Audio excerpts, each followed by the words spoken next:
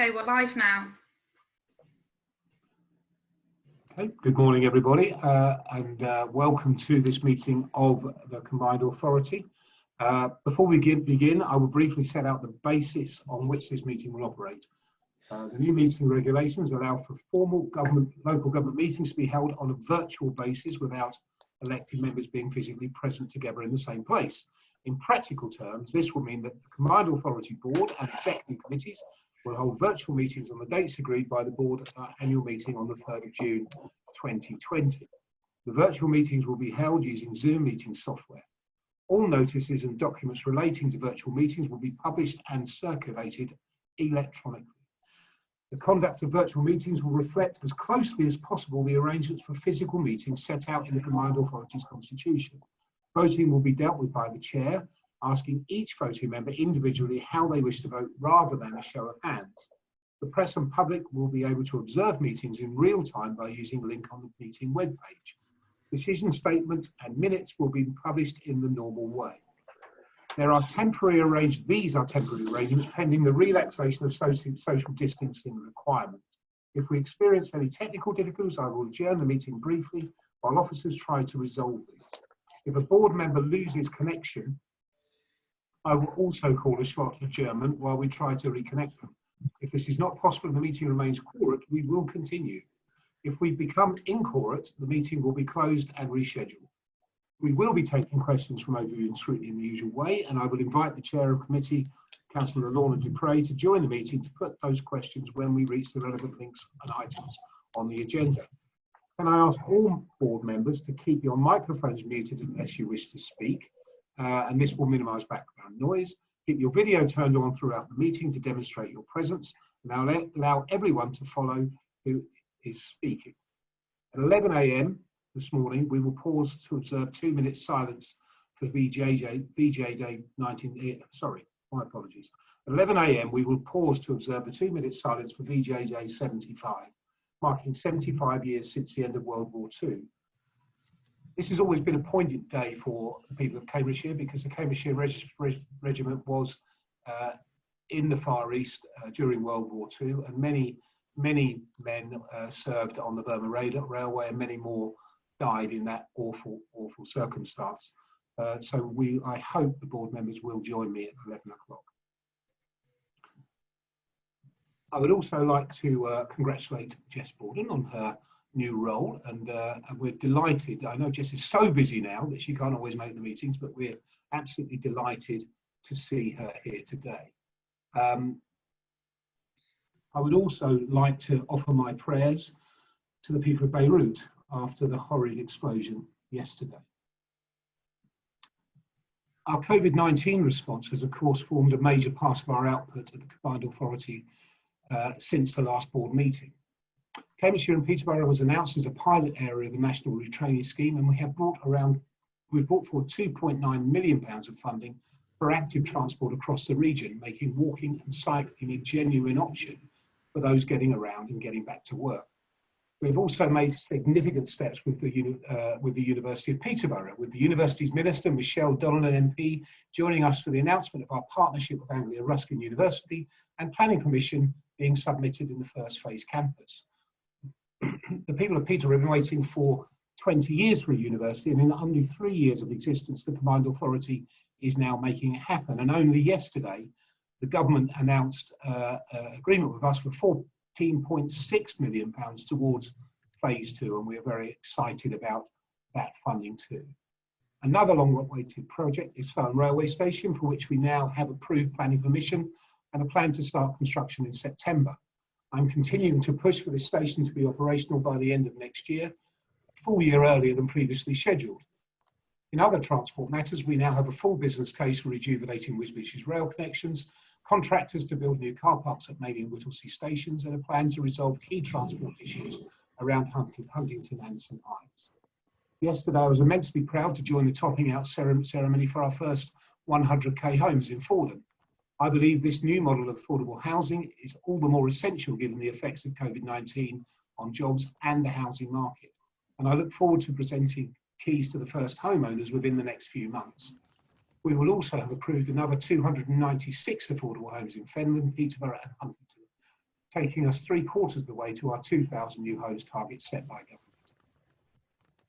Tying all this together are the plans for the Cambridgeshire Autonomous Metro, which have taken significant leaps forward in the last few years.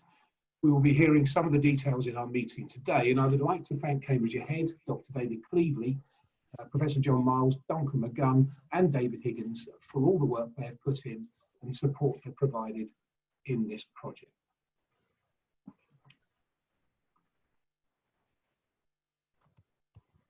So we go straight into the meeting, and item 1.1 is apologies for absence and declarations of interest. Members.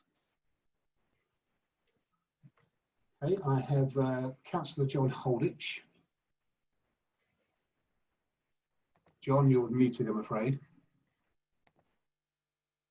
Can I just say on the ordinary thing on here, there is no provision to raise your hand. You have to go out and come in again. But yes, I'd like to declare an interest in Peterborough University. Obviously, I'm interested in it, but I don't have an interest in terms of the law, and I shall stay in the meeting and vote. Thank you. Thank you. Councillor Anna Bailey. Mr Mayor, just in the interests of absolute transparency, obviously on item 3.1, which is the reprofiling of loan funding from the 40 million revolving housing fund, East Cambs Trading Company is a wholly owned company by East Cambs District Council, but again, I've had advice and I will be staying in the meeting and speaking and voting as usual. Okay, thank you. Councillor David Over. Thank you, Mayor. I need to declare a slight interest. My son works for Atkins and his responsibility is for underground infrastructure. And if we start talking about the Dutch roundabout in Cambridge, although he had no interest in that whatsoever, the whole company is taking a keen interest in what happens there. Okay, thank you. I would also declare an interest in Cam Metro. No more than I am involved as a political leader, and it was part of the manifesto that I put forward to deliver for the people of Cambridge. So, as there are no apologies, I would like, if possible, please to call the names of the board members in alphabetical order to establish their presence for the record. Board members with voting rights are Austin Adams. Present. Councillor Anna Bailey.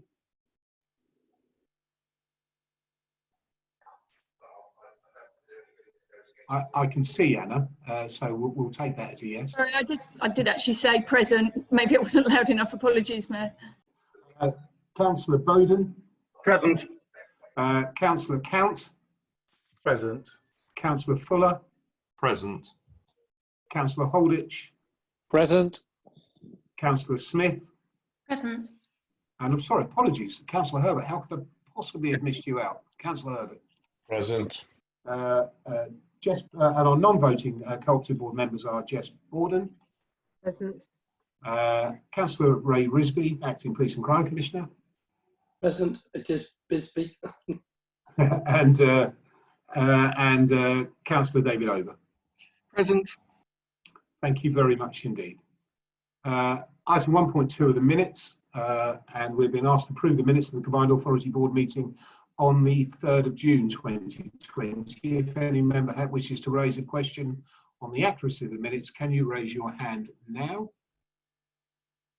And I can't see any hands, so... Hello, I'm waving. Apologies, yes, Bridget, Councillor Smith.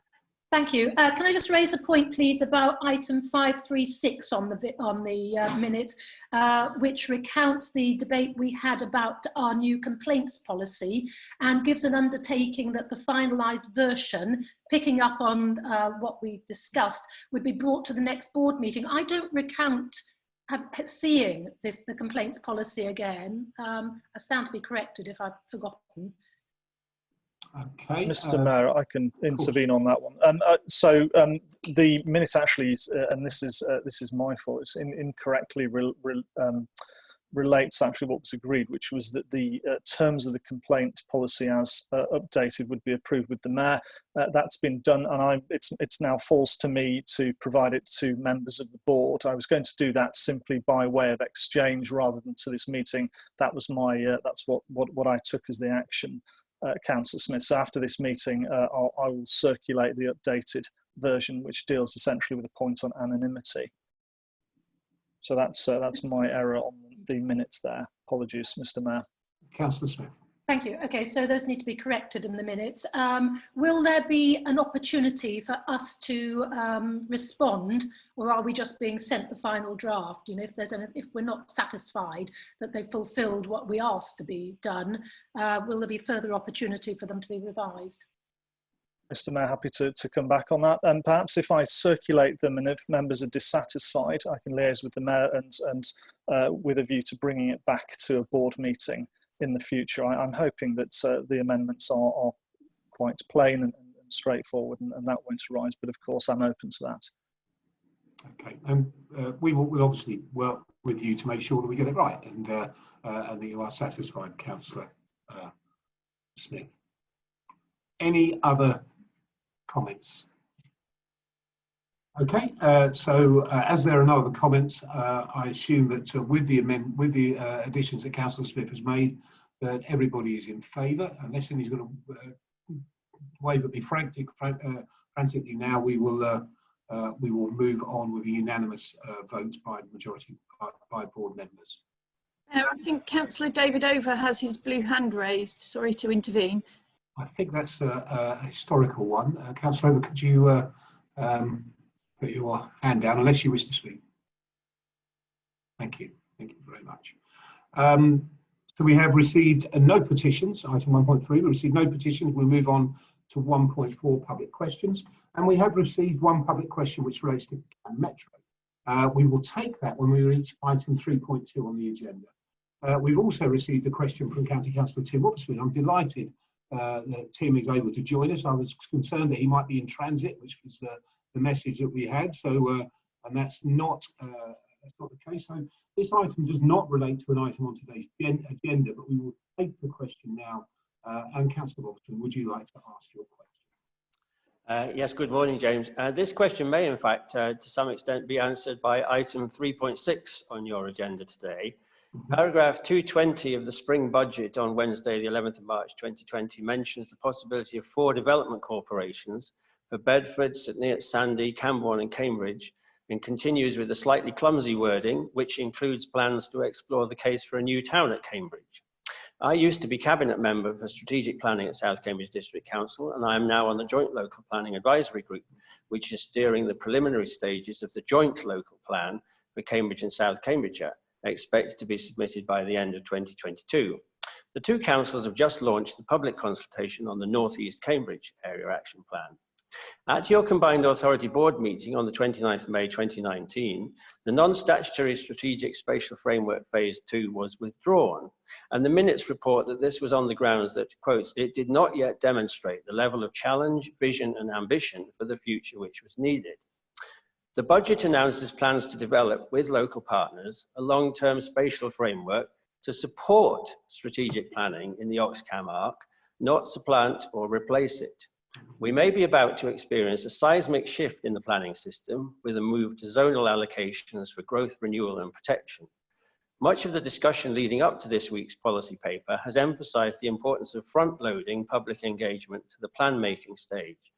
Indeed, this may soon be the only arena for residents to have any say on development in their neighbourhood. So it's quite important that they know where to invest their time and energy.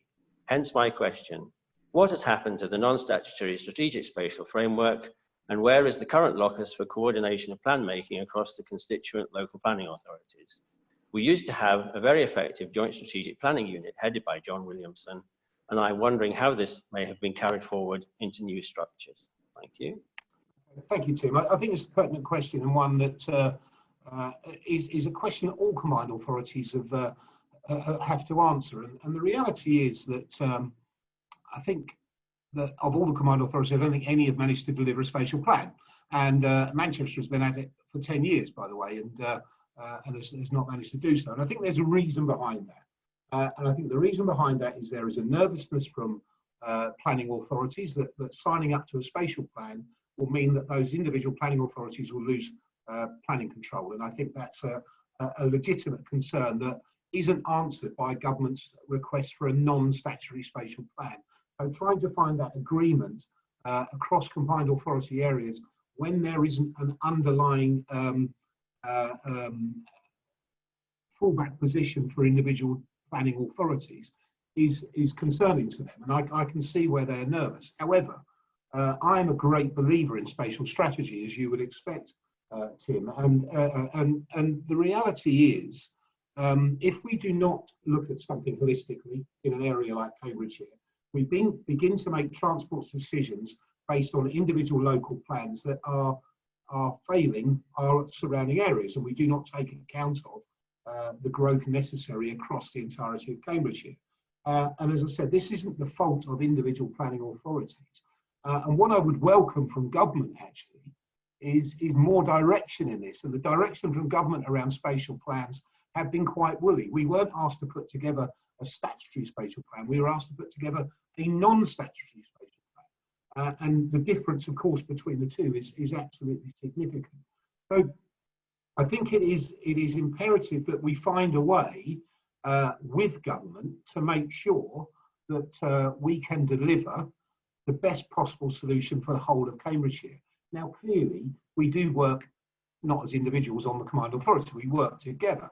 But the way the system is set up, people are working to local plans, and that has negative impact on the whole of Cambridgeshire. And I think that's an issue. I am absolutely committed to the growth of Cambridgeshire, and CAM Metro is, I believe, the lever that allows us to create that growth. And I also believe that CAM Metro then will allow us to create the growth around the Cambridge growth, around a wider area. And you will know that we've discussed the CAM Metro going out into Huntington, into East Cambridgeshire, but also into Suffolk, Haverhill and Mildenhall, to share that burden so that South Cambridgeshire doesn't have everything forced upon it. And I think we have to be wise to that. So we will work alongside government and alongside the local councils through the Oxcam arc and through our work with East West Rail, but also through our work with Homes England and government in particular, to create a framework for growth in Cambridgeshire, which is beneficial to the whole county. And absolutely, I can assure you, Tim, we are determined to find a way to tiptoe through the tulips, if you like, to find a way to deliver a spatial strategy. But I genuinely believe that the people on this board who are in charge of planning authorities need significant reassurance from government that where their powers lie on a spatial strategy. Tim, I can't hear you. Can I ask a supplementary? Of course you may. Thanks very much. The County Council adopted the transport strategy for Cambridge and South Cambridgeshire in March 2014, simultaneously as the two local plans were submitted for examination. Housing allocations and the transport infrastructure to support them had been very closely integrated. By that time, Cambridgeshire, Peterborough and the district councils had been working together on planning and transport like a sewing machine for 20 years.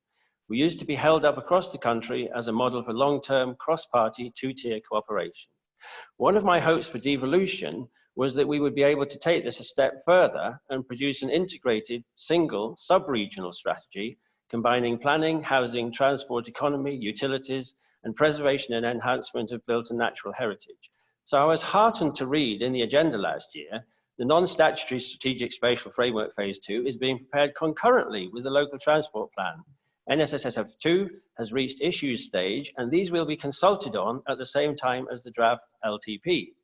The LTP was also on your agenda that day, and its final version was adopted in January this year. But still no NSSF2, and there have been worrying signs recently of the risk of fracturing the cross-party and inter-authority consensus on the growth agenda. So my supplementary question is, what assurances can you give that planning and transport can be quickly knitted back together again? Well, I think, Tim, that there is certainly, as you've said, the local transport plan has been developed and it's an exceptionally strong piece of work and creates an opportunity for the whole of Cambridgeshire. certainly individual work that I'm doing with Councillor Smith and others will allow us to get to a position, I believe, where we can put a clear solution to government based on Cam Metro. However, I will underline the issues surrounding this. This is not unique to the Combined Authority here. And I believe that government have to give us more assurances through our planning authorities of where their powers lie in a statutory spatial plan. And until we get that assurance from government, the Combined Authority in Cambridgeshire and Peterborough and others are going to struggle to put together a spatial plan because of the concern that individual authorities have over loss of their planning powers. And that is one thing, having an agreement, a general agreement across an area, and that's quite easy to do.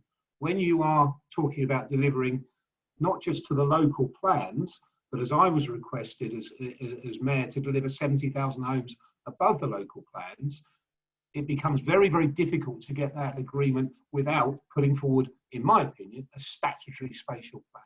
And I believe that we have to have clear direction from central government on how we can deliver that statutory spatial plan without the individual planning authorities losing local control. Thank you very much. That's all very helpful. Much appreciated. Enjoy your meeting. Thank you, Tim.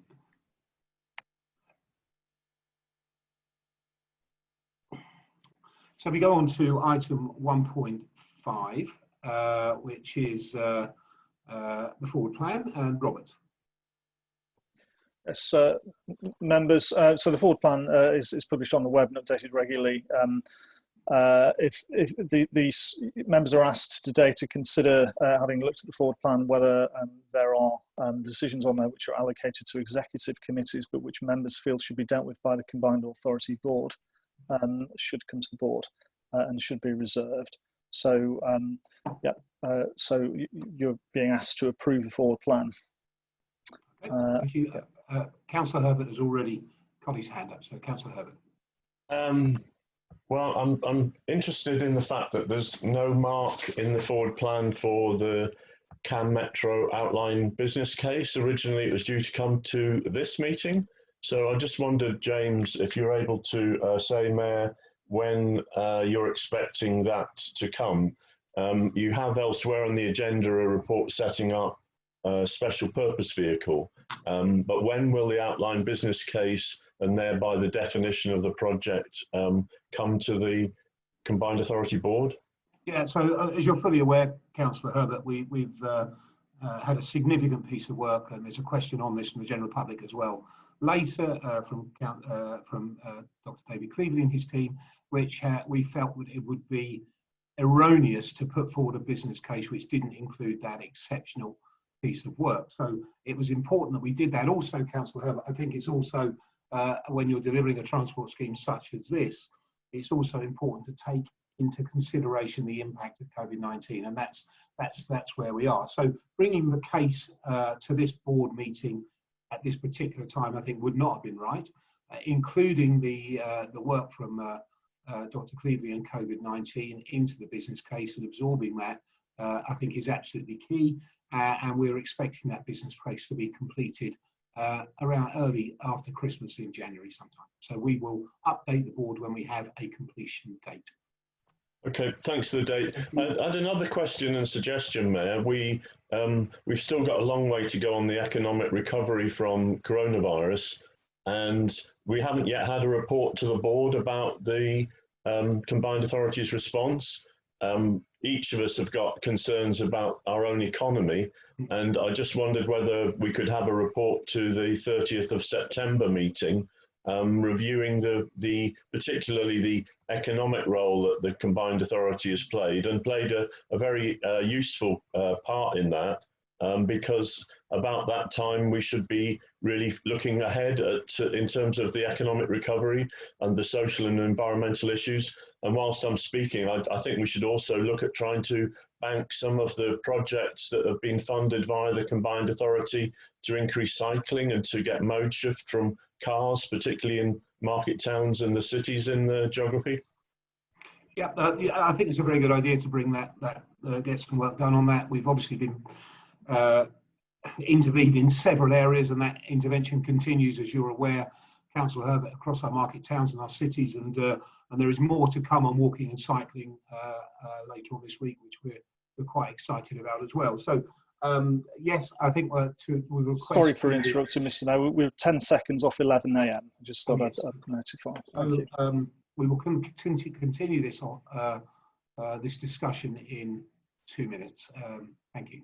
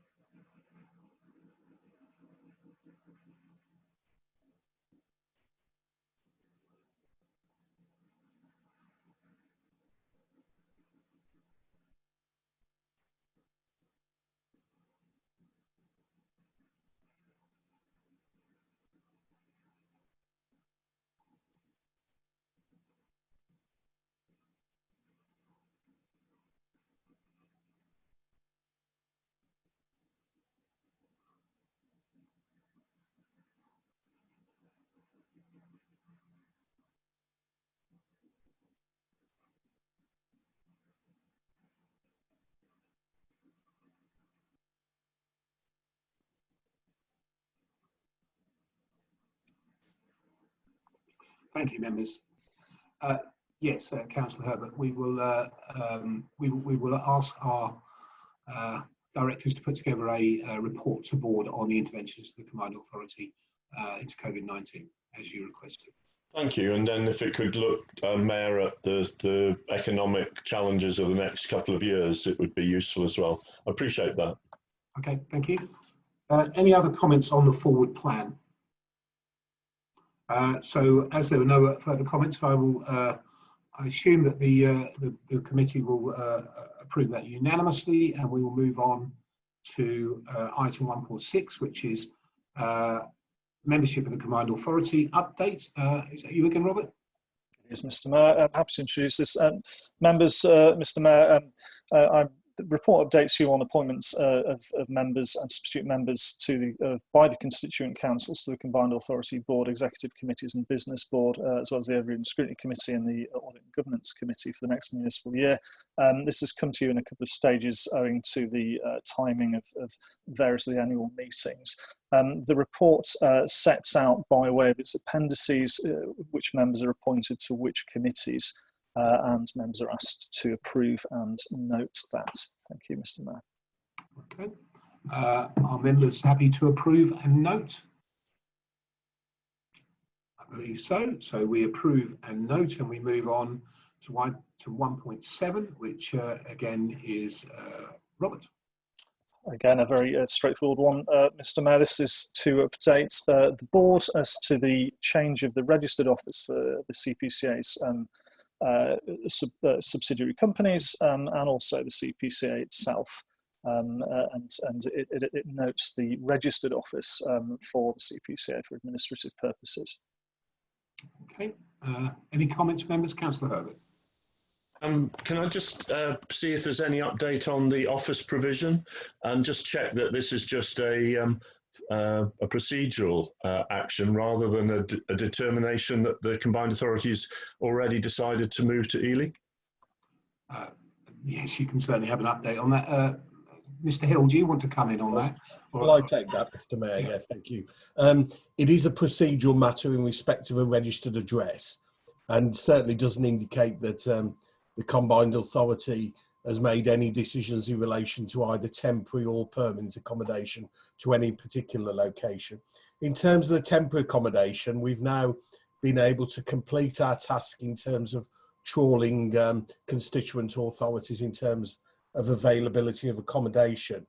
And we now have 3 active offers on the table, which we are now doing a financial analysis of, and furthermore continue to consult with staff, and we hope to bring towards a leaders brief in the outcome of that very shortly. Mr. Mayor, thank you. Okay, thank you very much. So we will say that's duly noted. Thank you, Robert, as well.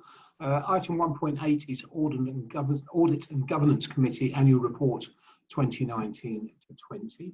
And I'm pleased to welcome John Pye, who I can see has appeared at the bottom of my screen. Welcome, John. The independent chair of the committee to introduce the report. Thank you, Mr. Mayor and members, for giving me this opportunity to introduce the 3rd annual report of the Audit and Governance Committee. When I introduced the report last year, I said it made for dry reading, and that's very much the nature of the business of the committee, because we're looking at the hygiene factors of the organisation. Are the appropriate things in place, and are they being done as the Combined Authority said it would be doing? I tried to make this year's report a little bit more readable, and I've had some feedback, positive or not. I'll let the others judge. Some of you will have noticed there was a report on this report in the Cambridge Times, published on the 2nd of August. So I thought some of the items they'd noticed I would touch on in my brief introduction. And they commented on the fraud, that attempted fraud that took place in September last year. I was alerted by officers very soon after that, and the committee had a review at their meeting on the 27th of September, and our conclusion was that the handling of it and the lessons learned were very effective. The development of the committee as a more effective body has been a challenge, and we're taking a different approach this year. I've reported what's the struggles we had last year, and before the end of this calendar year we'll have development sessions on the constitution review, value for money, trading companies and the authorities' relationship with them, and we will have a joint skills session with ONS. Quoracy is another challenge, as it is for ONS, I notice in their report, and one meeting had to start late because we were in court, and we will be raising that during the constitution review. I think from the 2 main features that arise from the report is that this year we had no need to bring to your attention anything outside normal business, which is a positive result. And I'd just like to reassure the board that throughout our work, the engagement we have from the officers is open, transparent and positive, which again is a very welcome and reassuring aspect. That's all I wanted to say by way of introduction. If anybody's got any comments or questions, I'll do my best. Members, any questions for Mr. Pye? Yes, Councillor Smith. Thank you very much. Let me just find my notes here. So on page 95 at 3.7, it references a reduction in the guard. Oh, hang on, I'm on the wrong. No, my apologies, I'm on the wrong one there. I'll hold fire until we do. Okay, thank you. Councillor Herbert, are you on the right one? Yes. Could I just ask, and taking Councillor Pye's point that it was handled well, what was the scale of the fraud that was uncovered and obviously addressed effectively? Was it above £100,000 or was it smaller? Thank you for the question. I just perhaps say that I'm not a councillor. I am the independent member, which is a requirement of the Audit and Governance Committee. No, it was in the terms you posed the question, a small amount, £16,000, and it was recovered. All right, well, thank you, and thank you to you for your work as an independent chair and of a committee that's really important. Thanks. Thank you very much. Councillor Smith, you're back. Thank you. Yes, so I found my right place.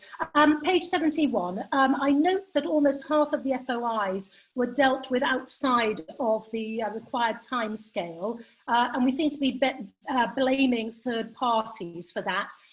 What are we putting in place to improve on that response rate, please?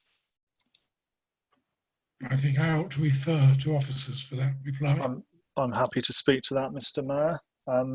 Yes, so thank you, Councillor Smith. Yeah, so among the items of work that I'm looking at as the Senior Information Risk Officer, essentially in charge of audit, in charge of information governance, is to look at our capability and how we go about responding to FOIs. And what I'll say at the moment is that we're going to look at our end-to-end process to ensure we've got capacity and to ensure that when we refer out to colleagues or third parties, that we're able to ensure that we meet those deadlines. So I can give the assurance to this committee that we're looking at the essentially the end-to-end process. I can't comment on those delays. I wasn't with the Combined Authority at the time, but we'll certainly be using past cases as examples to learn from. Thank you. Thank you. Councillor Bailey. I just briefly wanted to say thank you to John and the rest of his committee for doing this work. It's not to everybody's taste. It requires a certain level of diligence and detail that is not, easy and able for everybody to do. And I think it's a really helpful report and a very reassuring report. So I just wanted to say thank you to everybody involved. Thank you, and I would also like to echo that thanks, Mr. Pye, and I would also like to congratulate the officers involved for their diligence and hard work in making sure they are open and transparent and performing to the levels that audit would expect them to. So thank you to everybody. We are asked to note and provide feedback. Everybody happy to note the reports? Thank you. So we move on to 1.9, which is Overview and Scrutiny Committee Annual Report. Okay, I'm happy to introduce this. We have Councillor Dupre with us, who no doubt will be able to talk through in some detail. The report is recommending to note the annual reports of the Chair and also to consider the recommendations of the Bus Review Task and Finish Group approved by OSC and to provide a response. And the response needs to indicate, so that's reporting back to yourselves and to note the recommendations of the CAM Task and Finish Group to the committee. The Chair of Overview and Scrutiny has asked me in particular to draw your attention, Mr. Mayor and the board, to a couple of items in the report itself. One was the Coracy point, which the Chair of Audit and Governance has related in relation to audit and governance as well, and to note that the committee's sought practical solutions to what has been quite a practical challenge as the committee's done its work. And also in relation to paragraph 3.12, which is the committee's recommendations to the Housing Committee, which Councillor Dupre may be able to expand on in relation to that piece. So, Councillor Dupre. Sorry, back to you, Mr. Chair. Mr. Mayor. Thank you. As I sort of came in and out, I lost you all for a second, but I'm delighted to say I'm back. I assume Councillor Smith and Councillor Herbert, your raised hands are historical. So please, if you could lower them. Does anybody have any questions for Councillor Dupre, the Chair of the Overview and Scrutiny Committee? Councillor Count. Yeah, thank you, Mayor. I struggle to a certain degree with what I regard the appropriateness and the sort of way that the report is laid out. Not so much with the content, because I feel, and I may be wrong and I get corrected, but I feel we've confused an annual report with the work of the Overview and Scrutiny Committee in terms of recommendations B and C. So what I would have expected was if we had to comment on the works of the Task and Finish groups, those recommendations would have come to the committee as an overview and scrutiny report, not as part of the annual report, which is separate. So I feel that they're misplaced, and so I'm very comfortable with the first recommendation, which is note the contents of the annual report, but I feel that the format should have been different for the others. And I may be wrong about that and get corrected, but that's how I feel, because I feel that we're being asked to digest a workload here that is not just a report to us of the annual work, but actually to come back and comment on the workload that's been done. Now, I want to comment on the work that's been done. So what we seem to have in particularly the bus one and to such slight extent with the Camp Metro one, is we have almost a rerun of a year's worth of work for us to read through at length. And what I would have expected would have been a précis to come to this board with the recommendations for us to consider and respond to. But some of the recommendations, I don't think it's even appropriate for us to respond to, such as that the Task and Finish Group has asked the Overview and Scrutiny Committee whether it should be allowed to continue with its work. And that is business of the Overview and Scrutiny Committee. I struggle to think that it's business of the board to dictate to or approve even the Overview and Scrutiny's business. Otherwise, that means that we're meddling in areas that we don't meddle. So I feel that that shouldn't be in there. But in other areas, and I'll give you an example, asked to review the actual routes, the bus routes themselves, is a work that's in process, well known and well established through the paperwork.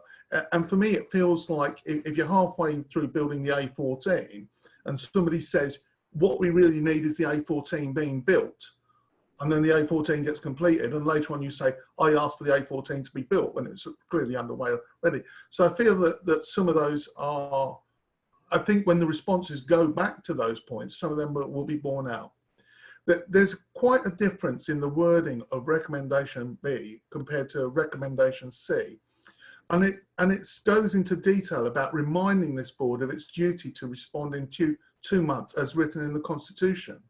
That is unnecessary. I don't feel that that's necessary for somebody to lead me by the nose as to what my duties are. And we have officers to deal with that. And it should have simply A, been in another report, but B said, these are our comments and we'd like to respond. And we know what the Constitution is, and we'd have dealt with it in that way. So I feel that it didn't need to come across in that way. I thought it was rather inappropriate, if the way is the way I put it.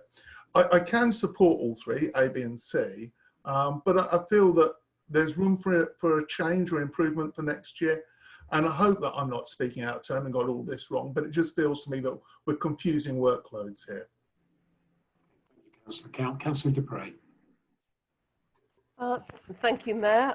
Obviously, this is the first annual report of the Overview and Scrutiny Committee, and I'm happy to discuss with officers how it can be improved and to look at that for next year. I'm sorry that Councillor Count is disappointed with the report. I thought that the recommendations were the appropriate ones to make.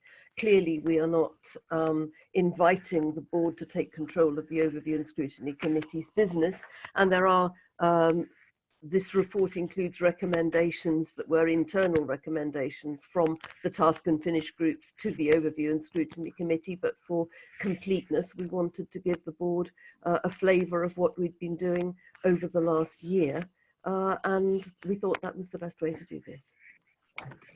Thank you, Councillor Bray. I don't have anybody else with their hand raised at all, so I will be moving this from the chair. Do we have a seconder, please? Councillor Smith, Councillor Holditch, officers take your pick. So I will now ask each voting member of the board whether they support the recommendations for item 1.9.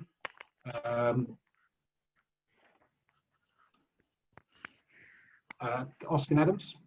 Yes, support. Councillor Anna Bailey? Support. Councillor Bowden?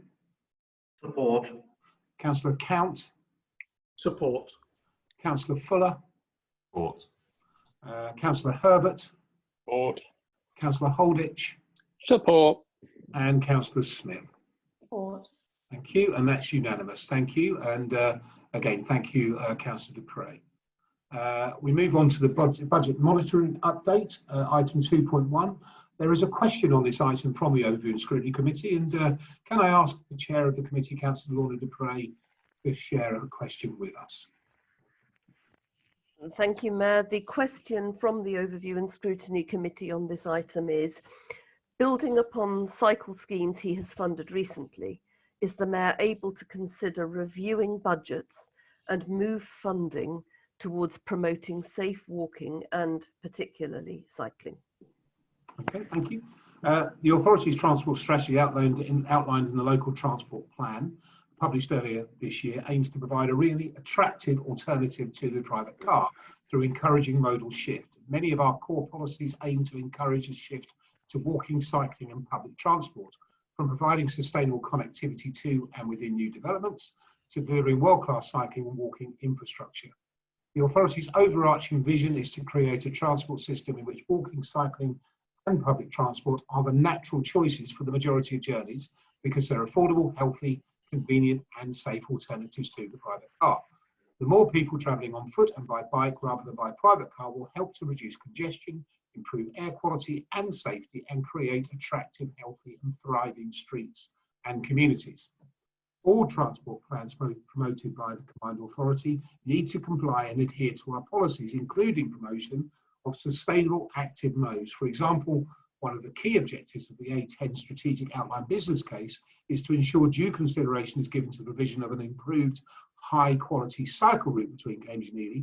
In addition, the draft local transport plan strategy for the Cambridgeshire Autonomous Metro proposes that pedestrian and cycling access should be designed to radiate from cam stops, and by locating the cam stops at the optimum location for accessibility helps to reinforce the sustainable transport message. In addition, I wrote to the Prime Minister following extensive work with the County and City Council with a proposal for an active transport travel package 4 weeks before the government announced cash support.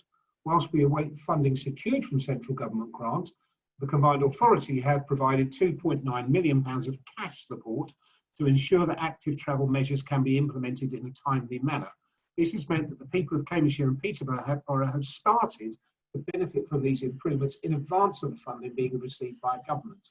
The authority remains committed to the delivery of active travel measures and will continue to seek additional funding sources to provide the necessary infrastructure and facilities. For example, we will seek further central government funding as the National Cycle Strategy is rolled out with the associated £2 billion budget, whilst continuing to work proactively with partners including constituent councils and the Greater Cambridge Partnership to ensure budgets are used effectively. Councillor Count, lead member for Investment and Finance, would you like to introduce the report? Yes, thank you, Mayor. This report provides an updated budget position for 2020 to 2021. Due to the new financial year being relatively young, the Combined Authority is currently not forecasting any favourable or adverse budget variances. But this report does reflect the adjustments to the budget following the carry forwards from the previous financial year as detailed at the June meeting, together with the impact of additional government funding awarded to the Combined Authority. The revenue income budgets include additional funding of 1.38 million to support the adult education budget, the growth hub and bus services. And as ring-fenced funds, these additional income streams are also reflected against corresponding expenditure budget lines. The main updates to the capital income budget reflect the delay in receipt of housing funding and additional funds receivable from government for active travel, as you've just mentioned, and the Pothole and Challenge Fund grants, which will be transferred across to the two highways agencies to support delivery. Expenditure capital adjustments reflect local growth fund allocations, which have previously been approved following recommendations from the Business Board and reflect other previous board decisions. I recommend the report to the board and we'll try to answer any questions. Thank you, Mayor. Thank you, Councillor Count. Any questions on this? Councillor Herbert. So just a question about paragraph 4.2, either to Steve or perhaps to John Alsop. It references £15 million that MHCLG has withheld from 2019-2020. I wondered if perhaps Mr. Alsop could answer the question, what is the total amount, given that there's been a letter to yourself, Mr. Mayor, which hasn't gone fully into the public domain, but a couple of journalists have seemed to have got hold of it, which references that the MHCLG is withholding money because of some aspects of the delivery on housing. So I'd like to just ask the question, what is the total amount, including 2020-21, that is now being withheld by the government from the Combined Authority? Mr. Olson, perhaps you can comment on that. Thank you, Councillor Herbert. Thank you, Mayor. Well, as the paper sets out, there was £15 million which we haven't received yet from 2019-20, and the amount that is due to come from MHCLG for this area in 2021 is 30 million. So we are at the moment waiting for a total of 45 million from the £100 million fund. Do we have any trajectory about when this dispute is going to get resolved? I mean, it says here in the paperwork that it is anticipated that this will now be received, but if there's still a dispute, when is that dispute expected to be resolved and how?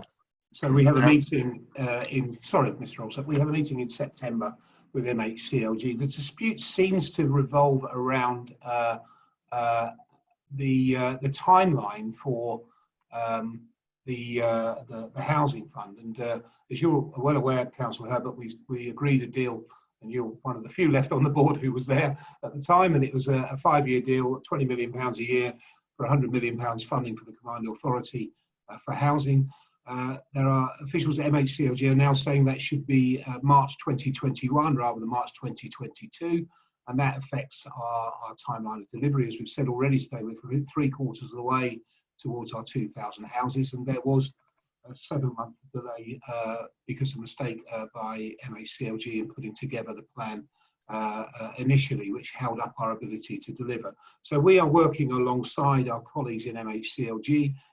I'm very confident that we have a robust delivery plan ahead, and very excited by the opportunities that are afforded by our £40 million revolving fund, which this board has clearly backed and is delivering housing across the county as we speak. So that meeting will be in September, and I'm very confident that we will be able to resolve these issues. Well, and just to put on record, as you know, Mayor, my clear understanding with you, along with Councillor Count, is that this was £20 million times 5 equals 100. It was a 5-year programme, and our understanding was that it was a 5-year programme in terms of starts. As long as the concrete was in the ground within that period, we were being assured that the money would be paid. But are you saying that there's no other dispute and no dispute about the £40 million revolving fund as well? I don't believe that there is anything. As I said, the conjecture, I believe, and if I'm talking out of turn, then I'm prepared to be shouted down. But the conjecture, I believe, is over the end date of 2021, March 2021, or the date that we've worked to from day one, which is March 2022. Okay, thanks. And we certainly believe it's a 5-year programme. Certainly, yes. Councillor Bailey. I just wanted to add that I think it's evidenced what Councillor Lewis Herbert was just saying, and I would back up what he was just saying by the fact that, you know, the drawdown of the final tranche of funds was not available until the year 2021, which would mean that it would inevitably be 2021-22 when it was being delivered. So I think it's a self-evident case. Thank you. Any further comments on the budget? Okay, so I will be moving the recommendation from the chair. Do I have a seconder? Councillor Count. We've been asked to note the revised budget for 2021 financial year and the reduction in expected cost of the Garden Villages project set out in the report, and we have done that. So I won't go through, unless I see somebody wave at me frantically who is not supportive of this paper. I won't go through on an individual basis.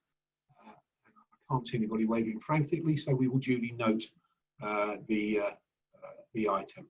Thank you, Councillor Count. Part 3 are combined authority decisions. Item 3.1, the £100 million affordable housing programme. Proposed variations to schemes that form investment from the £40 million revolving fund. Combined Authority Board is recommended to approve variation schemes that form investment from the £40 million revolving fund, specifically approvals to changes in terms and conditions for pre-existing loans in response to the impact of COVID-19 in shown as below. I'm looking at Roger Thompson, and I believe, Roger, you will be introducing this report. Thank you, Mayor. So I'll just do a brief introduction if I can. So the housing and construction businesses across the country have been impacted as a result of the COVID-19 pandemic since the national lockdown in March 2020. And the developers of the 5 schemes that comprise the combined authorities loan portfolio from the 40 million revolving fund are no different. This is resulting in delayed construction.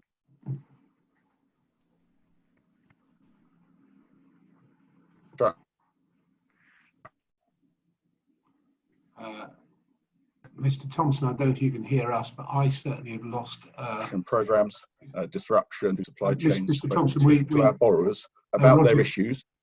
We lost you there for a second. Through no fault of your own, you froze completely. So if you could rewind 30 seconds and go from there, thank you. Right. So, I do apologise. If this happens again, I'll turn my video off and just go audio. That may help.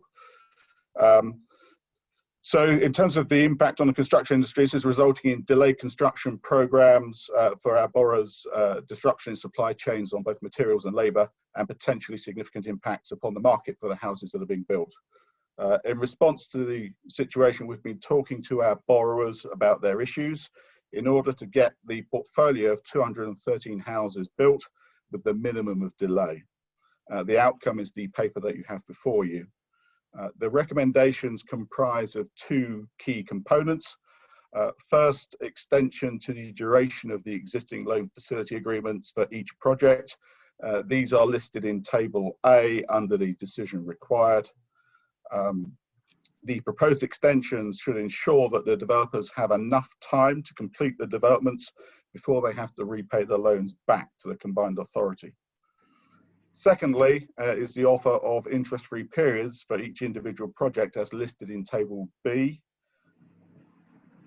This will help to maintain the financial viability of the developments. We're suggesting that this component will be subject to a clawback mechanism on a sliding scale, whereby through an end of project reconciliation, if the profit outcome being achieved has returned to the level of profit originally being predicted when the loans were first granted, then the full interest payment should still be made by the borrower.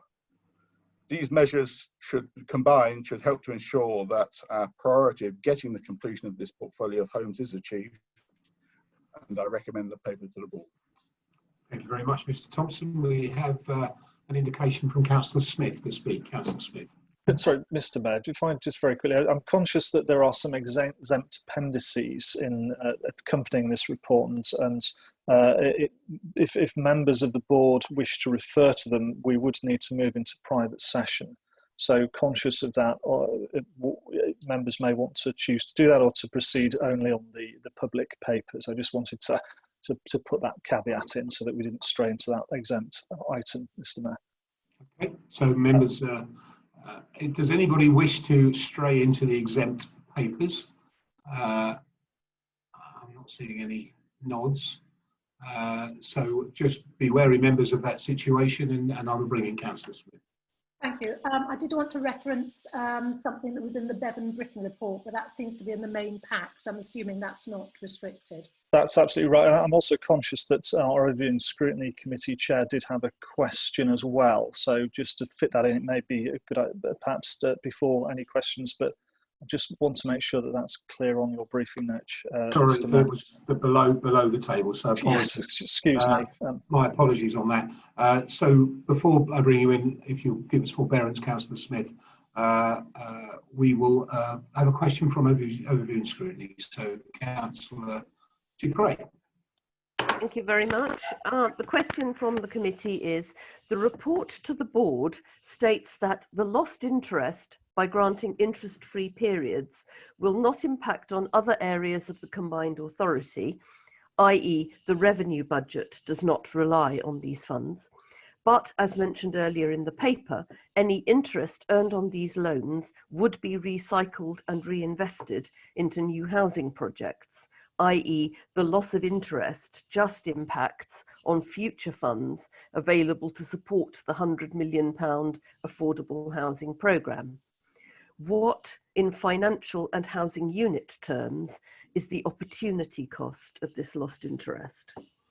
Okay, thank you. So the Combined Authority revenue budget is separate from the 40 million revolving fund.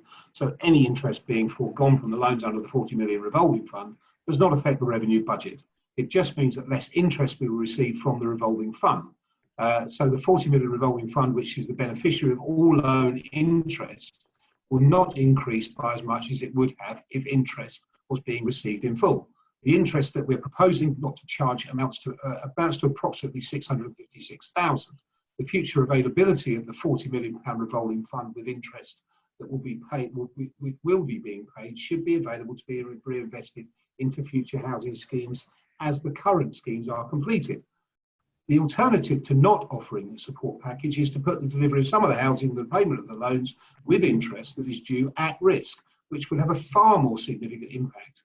The future opportunity cost of not receiving the interest to be added to the revolving fund will equate to approximately 3 housing units. I think with this revolving fund, I want to make this quite clear. The reason why this authority set up a revolving fund, and I appreciate that it is innovative and it's exciting and it's not the norm, but the reason is very simple. If we give grants to housing associations to bring forward housing, we bring forward housing, and that's fantastic. But that money is gone. Once it's gone out of this authority in a grant, it is gone. If we set up the revolving fund, the 40 million comes back. If we get added interest, that's the bonus. But the 40 million comes back. So the houses that are created through this fund are created at no cost to the taxpayer. That's a reality. And that £40 million will revolve and continue to revolve. And that's the whole point of it. And we just felt, as a board, the majority of the board felt that this was a better way or an alternative to a system which has, quite frankly, failed the delivery of housing across the entirety of Cambridgeshire. And we do not build enough social housing. We do not build enough housing. And we have to try and stimulate the market in every way that we can. And this is, and I know it's innovative, but it is a brilliant way of creating opportunity within the market. And the schemes that you see before you here are absolutely fantastic schemes, and they're creating housing at no cost to the taxpayer, and I think it's an exceptional scheme. Therefore, we will bring in Councillor Smith. Thank you indeed. So I'm not sure I can support this unless I can understand better why 2 of the schemes are having hugely greater extensions to the facility agreements to the others, particularly as those 2 schemes actually have much lower interest rates. So I haven't seen anything that satisfies me what makes those schemes different, bearing in mind particularly that I think the Haddenham one started quite a long time ago, do correct me if I'm wrong, and the MOD site is largely a refurbishment. So I need to understand, why they seem to be getting what could be argued to be rather sort of preferential deal here. But I would just like to congratulate you on the clawback facility, which I think is excellent. So I'm pleased that's been negotiated. But I need an answer to that if I'm to support this, please. Thanks. Mr. Thompson, perhaps you could come in on that. Roger, obviously conscious of whether you're referring to any of those exempt elements. Yes. Sorry to interject. Thank you for the Hello, Robert. I think the answer is probably quite simple, actually. Those two schemes are much bigger, and therefore the impact on the timescales on those two schemes and the delivery is more substantial. So those schemes are sort of 90 odd units, I think 56 odd units, whereas the other schemes with Lara Homes are in the sort of 10s and 20s. And that's the reason for the longer extension. It just has more impact. Okay, Councillor Smith. Yeah, but Hadlam started a long time ago, and Ely's largely a refurbishment. So surely that should all even out here. I mean, have we suggested to them a more modest deal, which is more in line with the others, or have we just said yes to what they've asked for? Councillor Smith, as I indicated, we've had discussions with all of the borrowers. We haven't just sort of said, tell us what you want, we'll give it to you. Those discussions have had some sort of commerciality to their nature.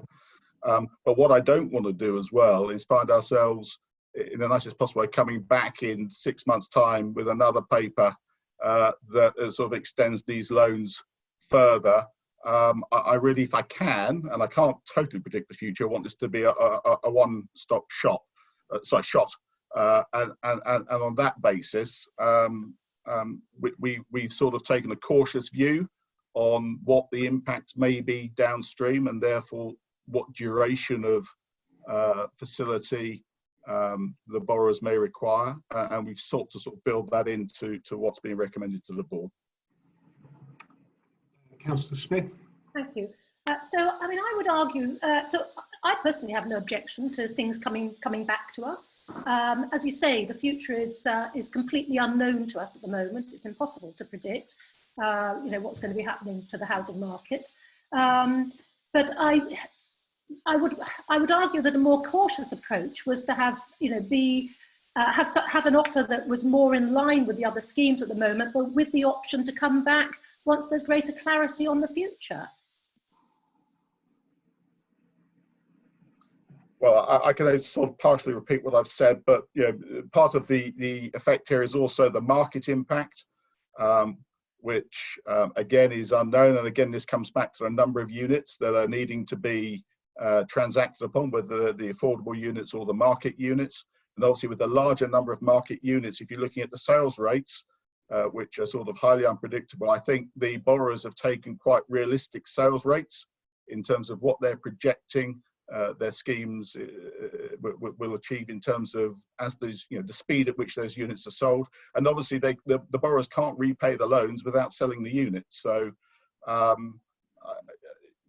think we've taken an appropriate approach to those discussions, and I'm happy with the recommendations as your officer. Thank you. Councillor Herbert. So I've expressed reservations about these projects from early stages, and particularly the East Cambridgeshire projects have been very slow to get moving, given that the money was approved in 2018. I remember raising the Hadlam issue in March 2018.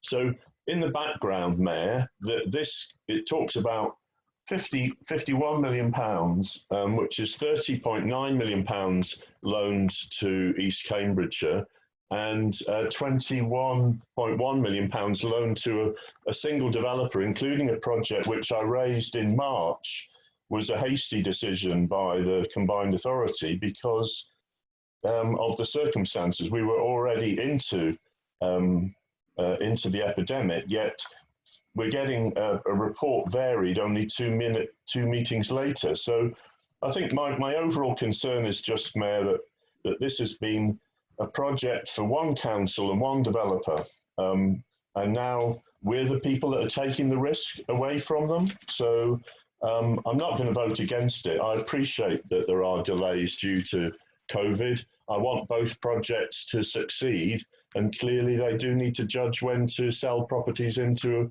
a market which is uncertain, but it's probably going to come good because there's a shortage, as you've said, of housing. So I think my point really, and I think I don't really need anything more from Mr. Thompson, but my other question would be, we haven't heard anything from any of the housing associations, and we must be dealing with about 20 or 25 different housing associations and developers about the other money that we've loaned out, or not loaned, but actually given out, as you say, Mayor, as grants. Are none of those people coming back to us saying that they're having difficulties? Because we're just looking really at the difficulties of the revolving fund. So I recognise there's been reasons for delay, Mayor, but I cannot really endorse continuing to take all of the risk for these projects. Okay, I think the reason why we haven't heard from housing associations, you alluded to the fact there is a significant difference between loan and grant, and one is a gift and one is absolutely not. Councillor Count. Yeah, thank you, Mayor. Quite a lot to be discussed. I was quite surprised there was quite so much going on here, and I think that there are some misunderstandings about some of the points that are being raised. And if I take the first one, risk, the combined authority taking all the risk, that is simply a misstatement of what's going on here. So at the very start, when we set up the £40 million loan fund, as you would expect from the finance portfolio holder, I was very, very keen on examining the details of the proposals and securing a large degree of comfort from the security we had on any sites. And that was built into the original contracts to each and every individual site. And we also passed in our sort of constitution for the way that we handle loans, the minimum standard that we will accept as risk. And then the loan interest is based on that.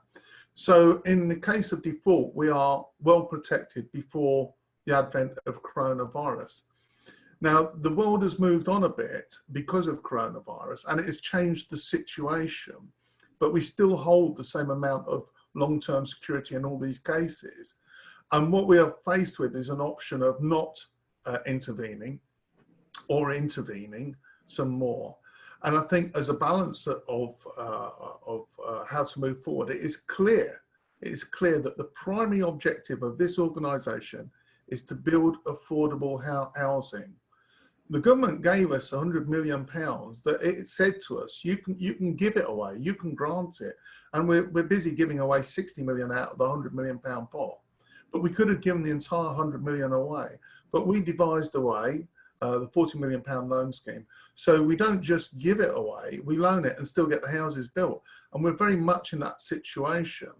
And by intervening and extending the periods of the loans and changing the rates, we actually enable these affordable houses to come forward and still supply the people of Cambridgeshire with that affordable housing stock without really changing the risk element to ourselves. We do change the slight amount, the interest that is returned over the period of time and the phasing of the repayments. But I do not believe that we're substantially changing any risk because we still hold the original security. In terms of the interest arrangements that we've got, the clawback facility that we had in our original concept, but more particularly the clawback facility that Roger Thompson is writing in to these deals, means that if, as Councillor Bridget Smith felt, that some of these deals are more generous than the others, they will be reflected in the overall returns of those houses, and then the clawback facility will help deal with that. But each and every individual one of these schemes has been looked at, not as a comparator to the others, because that is not fair, but on the basis of how they perform at the moment in the marketplace that they are individually in. So it's entirely appropriate that for each and individual scheme, we have an individual tailored solution. Now, I'm not going to go into the exempt papers, but as you would expect from your finance portfolio holder, I have read them in some detail, and I have comfort from those exempt papers and the detail in them that the packages for each individual scheme is the right package for that scheme, a balance between moving these projects forwards and reducing the amount of return that we get over a period of time. In terms of the opportunity cost that was mentioned in overview and scrutiny question. James, Mayor, you have handled one element of that. There's an opportunity cost. If we don't go ahead, we actually run the risk of either mothballing or actually not going forward with these sites whatsoever. So it's very incumbent on us, as our priority is not money, our priority is to build these houses with this money. It's incumbent on us to take it that way. But another opportunity cost, I would say, is when you compare the grant. You know, the grant, the money's gone. 100% of that money has gone. By delaying or defraying the loan repayments or changing the interest rates here, the opportunity cost is a minutiae of the total sum. It's unwelcome change, but coronavirus is a very real change in the world out there. So it's appropriate that we react in this way. The only thing I'd like to add onto all that is another area of concern that I have that has been handled excellently in the paper that Roger Thompson has put forward, and is condensed into some of the information from the legal side, Bevan Britton. And I must apologise if this seems like a sexist response, because it's genetically not appropriate at this point in time, but I'm going to quote from it. And the test is rather whether, it's about state aid was my concern. The test is rather whether he could have been prompted to do it, because it is only when such conduct can entirely be ruled out as inconceivable that it must be regarded as state aid. So having read the entire Bevan Britton report on whether there's any element of state aid by protecting our resources in this way, I'm absolutely convinced that we've got the right balance here between our actions and the risk of state aid, which is completely faded in the background with that statement, as far as I can see, which is at 5.7.3 in the Bevan Britton paper. So I hope that I've tried as much as possible to give some comfort to Councillor Bridget Smith and Councillor Lewis Herbert with some of the questions that they've raised so far. And I hope that we can all vote behind this unanimously, because from a finance perspective, let alone a housing perspective, from a finance perspective, I am 100% comfortable with what is in front of us today. Thank you very much, Mayor. Thank you, Councillor. Councillor Bailey. Thank you very much, Mayor. I just wanted to start by saying that, you know, I feel slightly concerned about the comments Councillor Lewis Herbert has made, as though, you know, the fact that East Cambs Trading Company, which is a wholly owned company by the District Council, has been proactive in putting forward schemes to this innovative fund somehow means that they should now be held up as they're somehow getting special treatment in this way. I mean, I'm sorry that Cambridge City Council hasn't put any schemes forward in the same way. And, you know, I think we can all go and spend £140,000 grant funding per unit, which is the benefit that Cambridge City Council rightly won, and fairly so, from the government when it got its 70 million grant pot. But, you know, the rest of Cambridgeshire and Peterborough has an average of £50,000 per house, and we're looking to stretch that money much further by creating the revolving fund. And I think it's absolutely the business of the combined authority to do all it can to provide housing, and that needs to be both open market housing and affordable housing, because, you know, the benefit of bringing forward open market housing is that you increase supply, and hopefully eventually you know, suppress the cost to the end user. And I think the schemes in this paper are delivering affordable and open market housing. They're doing it at nil cost to the taxpayer through the innovative revolving fund. The sites absolutely need to continue, and happily in this paper, all sites are proposed to continue. And I think given the circumstances that we have been through and are going through, you know, that's to be hugely applauded. But unsurprisingly, given what the country is experiencing, they need to profile the rate of delivery and the funding required to support that. It would be extremely surprising if they weren't asking to do this, and I would be very concerned if these requests weren't coming forward. There well may yet be, of course, further lockdowns and maybe local lockdowns. I sincerely hope not, but I just want to point out that it's worth noting that East Cambs, which has actually got 3 of the schemes of the five loans being requested today, has fared well in the pandemic. The infection rates in East Cambridgeshire have been the lowest in the whole of Cambridgeshire.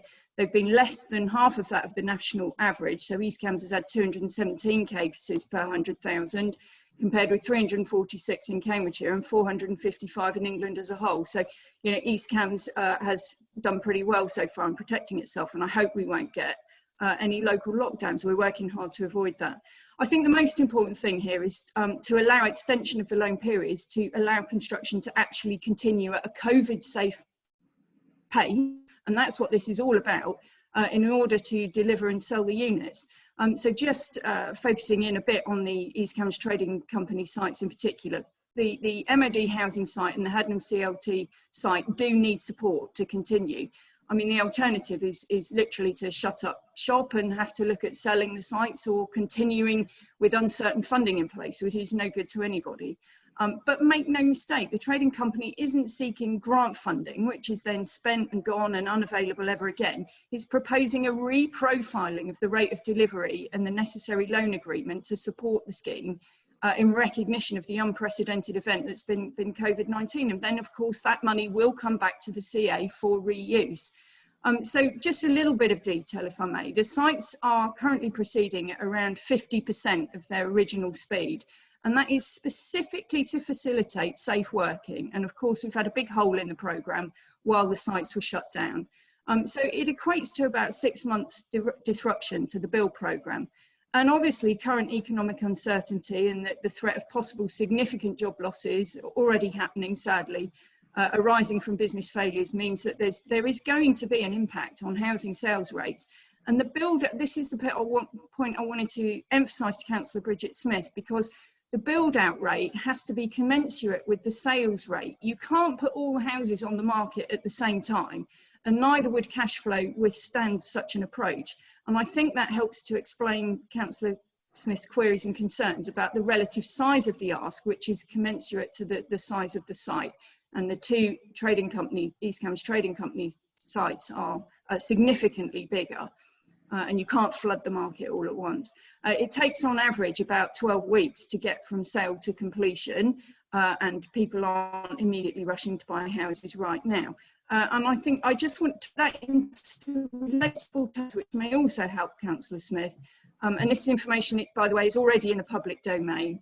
The new model assumes, on the MOD site, it assumes 2.25 sales per month, with 3.35 previously. And 1.3 per month at Haddenham compared with 2.25 previously. So you can see a relatively modest move in the number of sales being made per month.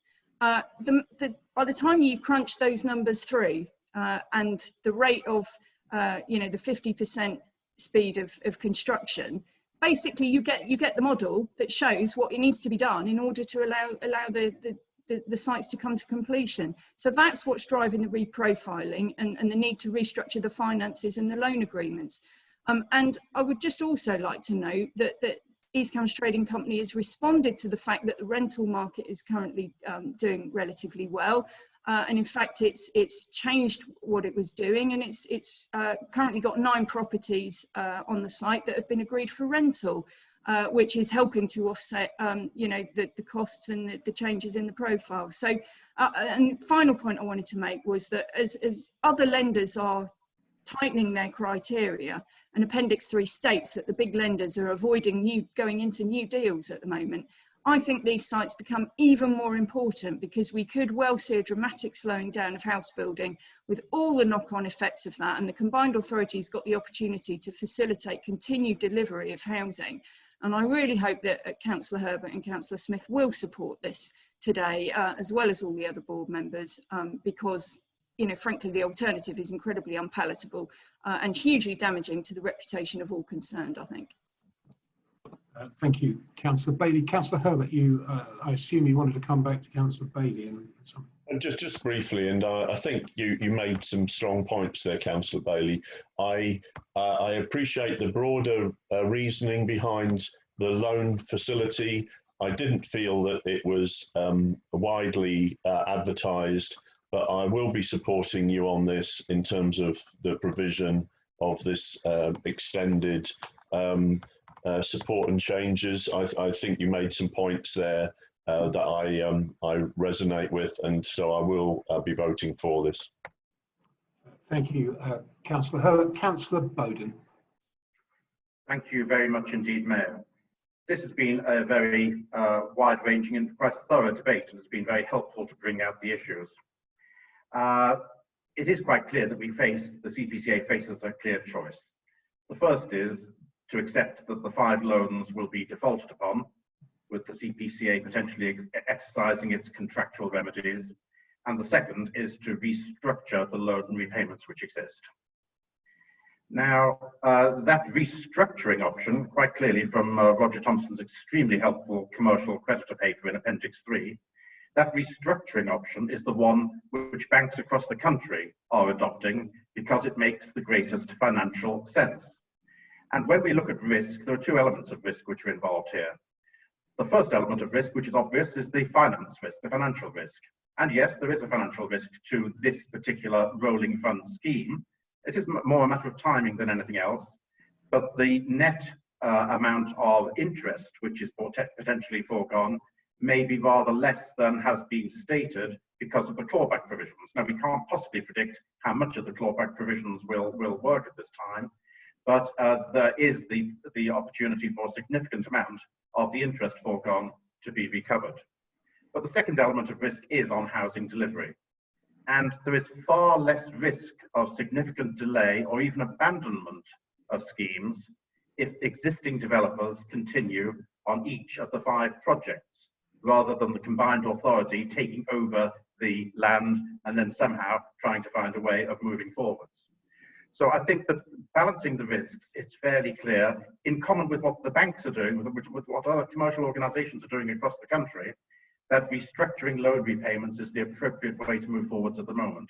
Remembering that we still have security over these sites anyway, and if things go dramatically worse for whatever reason, COVID related or not, we will still have further options later on if circumstances do deteriorate. The other thing which I don't think really has come across is the fact that whilst this does change the profile of the revolving fund cash flow, we will still be staying within the £40 million which has been allocated to this revolving fund scheme. And yes, there is reprofiling involved, so there is later payment of money to us, but we will not need, as long as those circumstances don't change further, we will not need to come back to the combined authority asking for an increase in the £40 million, which I think is very important. So given that the restructuring of loan repayments is fairly generally the preferred method of mitigating projects where significant changes of circumstances occur, such as COVID-19, I have no problem whatsoever in recommending this particular report to the combined authority. Thank you, Mayor. Thank you, Councillor Bowden. And do we have a seconder? Austin, the Chairman of the Business Board. Thank you very much. So I will go through one on one. We have a proposer and a seconder. So I'll ask Councillor Bailey for or against. Now, Councillor Bailey. For. Councillor Count. For. Councillor Fuller. For. Councillor Herbert. For. Councillor Holditch. For. And Councillor Smith. For. And I thank members for their contributions to the debate. It was really helpful. Thank you, and that's unanimous. And thank you all. That was a very good debate. I mean, May I just record my vote in favour as well, please? Of course. I'm sorry, because you were proposing and Austin was seconding. I took the liberty to assume that you were in favour, but I thank you both. And I think we've seen the Prime Minister here saying build, build, build, and I think it is responsible of us to do so. But I think even more than that, we are in a time where business is looking to government and to local authorities for help where we can offer it. There are times, of course, when business can fly without the help of local government. There are times, and without government, there are times when we certainly need each other. And I think we are in a time where we can have significant positive influence on the economy of our county. And it is imperative, I believe, that we should do so. And the Combined Authority has, as alluded to earlier by Councillor Herbert, has had significant intervention through the business board with Mr. Adams and through the Combined Authority itself, getting into business and getting funding directly into business.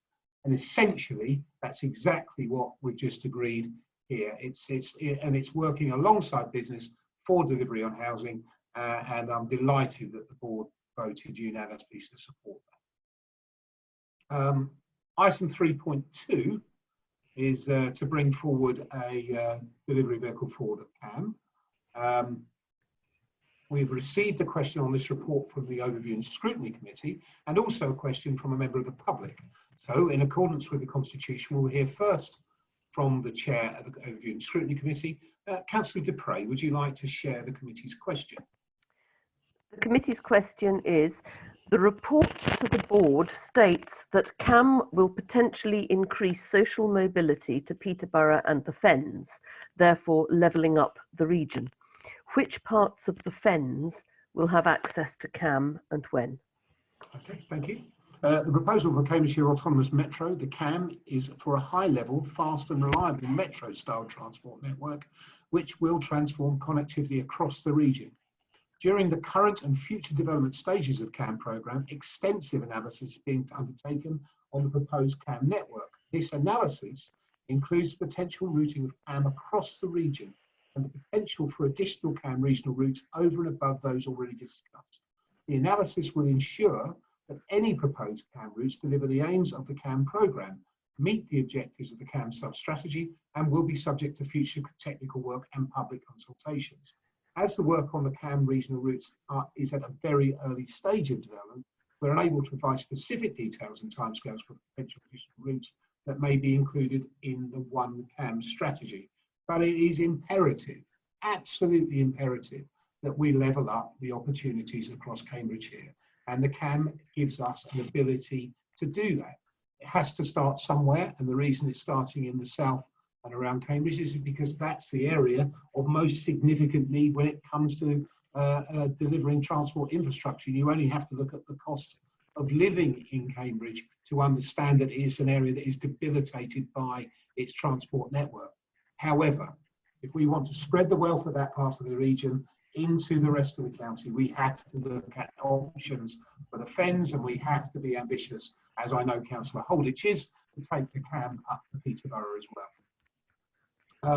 We will now take a question from Michael Page, who I can see, hello Michael, has joined us on the screen, so you are welcome, Mr. Page. Mr. Page is a local resident, and this question has been published on the Combined Authority website and circulated to all members of the board. Mr. Page, you have 2 minutes to answer your question. If you are still speaking at the end of 2 minutes, the clerk will let us know, and you have to conclude your remarks. Mr. Page. Thank you, Mayor and board members. In press articles dated 29th July, the Mayor is quoted as saying that a report on the CAM from the Technology Advisory Committee in May this year is, quote, an exceptional piece of work, that it contains a lot of innovative thinking, and that it will be, quote, a game changer in halving previous cost estimates to less than £2 billion.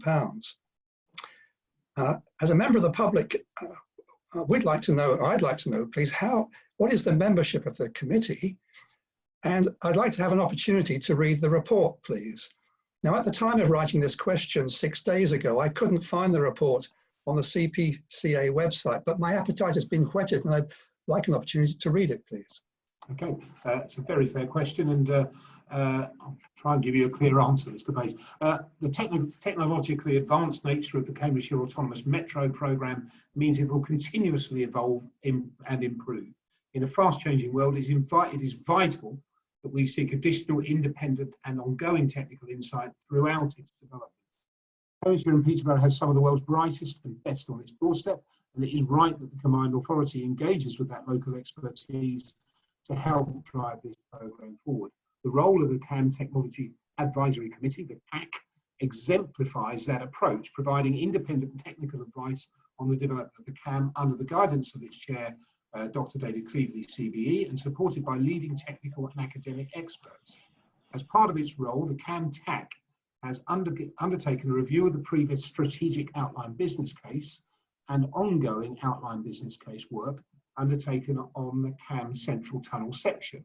The resulting report offers bold, innovative thinking on what is potentially possible and deliverable, and proposes the use of smaller metro vehicles, which could reduce the cost of CAM from the 4 billion indicated for the SOBC to less than 2 billion. The tax findings are being assessed and will feed in to a joined up one CAM strategy, which will integrate the project strands together in one place. That assessment work is ongoing, and as such, it will be premature to publish the TAC report now, but it is important to stress the report is part of an ongoing wider evolution of the CAM, and public engagement and consultation at the appropriate stages of delivery, including details on latest technologies, will be considered for implementation. Now, I just want to add to that, Michael, because I have requested that the report be put up on the Combined Authority website. So a little bit like your question was written 6 days ago, the answer to this is slightly out of date as well. So the reality is that I've asked for this to be put up on the website, and my understanding is it is up on the website now. May I respond? Of course you may. With a supplementary, thank you, Mayor. I'm delighted that's the case. Perhaps somebody would be able to forward a link to that, because I was concerned because a local democracy reporter seemed to have access to it, and he quoted from it in his article, and it seems a shame that that was before we had access. But thank you for that. I'm most grateful. Okay, thank you. We go back to the original report, and Kim Sawyer. Thank you, Mr. Mayor, and I can confirm that the TAC report has now been placed on the website, and I will of course ensure that Mr. Page receives a link to that report. Also, before I start, Mr. Mayor, I just wanted to be clear that I am named as a potential director in the report and also presenting this report to you. And whilst I'm not subject to the Code of Conduct, I think it's still incumbent on me as an officer to address any potential issues of conflict. So I just wanted to let you know that I have taken legal advice on that this morning, and there is no conflict, so I am able to continue to present the report. And so to come to the report itself, the purpose of this report really is to ask the board for approval to establish a company. And that company will help us to promote firstly, and then hopefully deliver the CAM for Cambridgeshire and Peterborough. And for all of those who are potentially watching this who are not familiar with the CAM, I think we've heard the Mayor say this morning and to give a description of it, but just to be clear, it's about bringing forward a new public transport network for Cambridgeshire, and that's intended to be a high quality network, fast, sustainable, and by that read very green, and reliable metro style system. And the purpose of bringing that forward really is to provide the much needed infrastructure for this area, but also to enable us to unlock housing within this area, because as you know, that is one of the big challenges for our area. And as the Combined Authority, the CAM is certainly one of the biggest projects we will ever do. Is one of the biggest amongst all the combined authorities, and I think you can see from the report at Appendix 1 that there is national significance in bringing this forward and actually making the most of Cambridgeshire and Peterborough, because we are a leader in science and technology sectors. We're a national leader for research and development, particularly in natural sciences and engineering. And we are a leading career destination for skilled workers. And if you look at some of the graphs in that report, they show that we're not just slightly ahead of the other combined authorities, we're significantly ahead of the other authorities in those areas. So we have a real opportunity here in front of us as a combined authority. And that really, that impact that we have as a combined authority belies our size really in terms of our population. So there is much more out there, but in order to enable us to enhance the opportunity that we have, we do have to recognise the challenges that we face. And I think the SPEAR and really set out those challenges well, and the CAM is our response to that, to enable us to try and recognise the challenges set for us by the SPEAR and that economic recovery group. And really the CAM has been enabled by the very fact we have a devolution deal and the members of this board, but also I just did want to take some time myself to personally thank the contribution of those who've helped support me in my work over the past few months. In particular, those members of the Cambridge of Head who have freely given of their time and expertise to help us shape some of the thinking behind this report, and also to Sir David Higgins, who's some of the insights that he gave us from the work that he's been doing elsewhere was really transformational in our thinking. And so what we are asking you to do is to consider why you might need a company to help us take this forward. Because as you might expect of Cambridgeshire, this is not just about delivering a better transport network and more housing. It's actually, we want to do something significantly different here. It's about delivering a different type of transport system. So our aspirations is for this to be trackless, autonomous, to be zero emissions, but also to be a smart transport system. And we are testing, or we're going to be testing new ways of delivering a public transport system which is going to be fit not just for many generations in our area, but is also going to appeal to lots of other areas with small cities, and doing that in an affordable way, because we've heard that TAC report that came forward was really transformational in enabling us to have a much more affordable system. And so we're starting that process today. We're starting to embody all of that innovative thinking and try and give it some structure with this company. And primarily the benefits of this company is that it enables us to bring some highly expert members onto the board. And there are members of the Cambridgeshire, the great brains of Cambridge, who are very, very interested in this report. And it will enable us to also bring in new staffing members, so a chief executive officer, director of strategy and a director of engineering, who are really going to provide that resource, capacity and expertise that a project of this size really needs to enable it to be successful. And that in turn will give confidence to government and also to hopefully private investors that this is a project worth investing into, and all of that will give an assurance of delivery.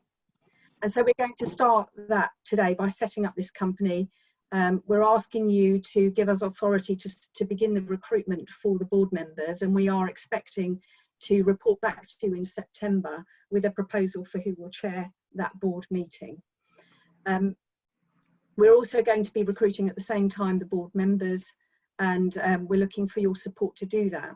I just would point out that in the report, it was written at a time when we were not certain about what the potential allowances might be for all of those board members and the chair. And we have, since we've been published the report, taken a closer look at some of the remuneration.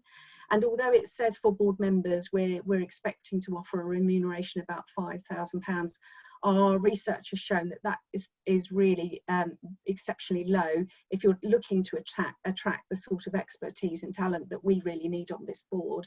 So therefore, what I'm asking for the members to do is to allow me to effectively keep the remuneration of the board members open at this stage. And as I suggest that as we go through the recruitment process, I will speak to the board members that come forward about their expectations for remuneration and give you at the September board meeting, when we're asking you to approve that remuneration, to actually give you some comparator details with other projects of a similar size and company board allowances elsewhere. But today it's about really starting to establish the company, and in order to do that you need to approve the initial business plan that we've put before you.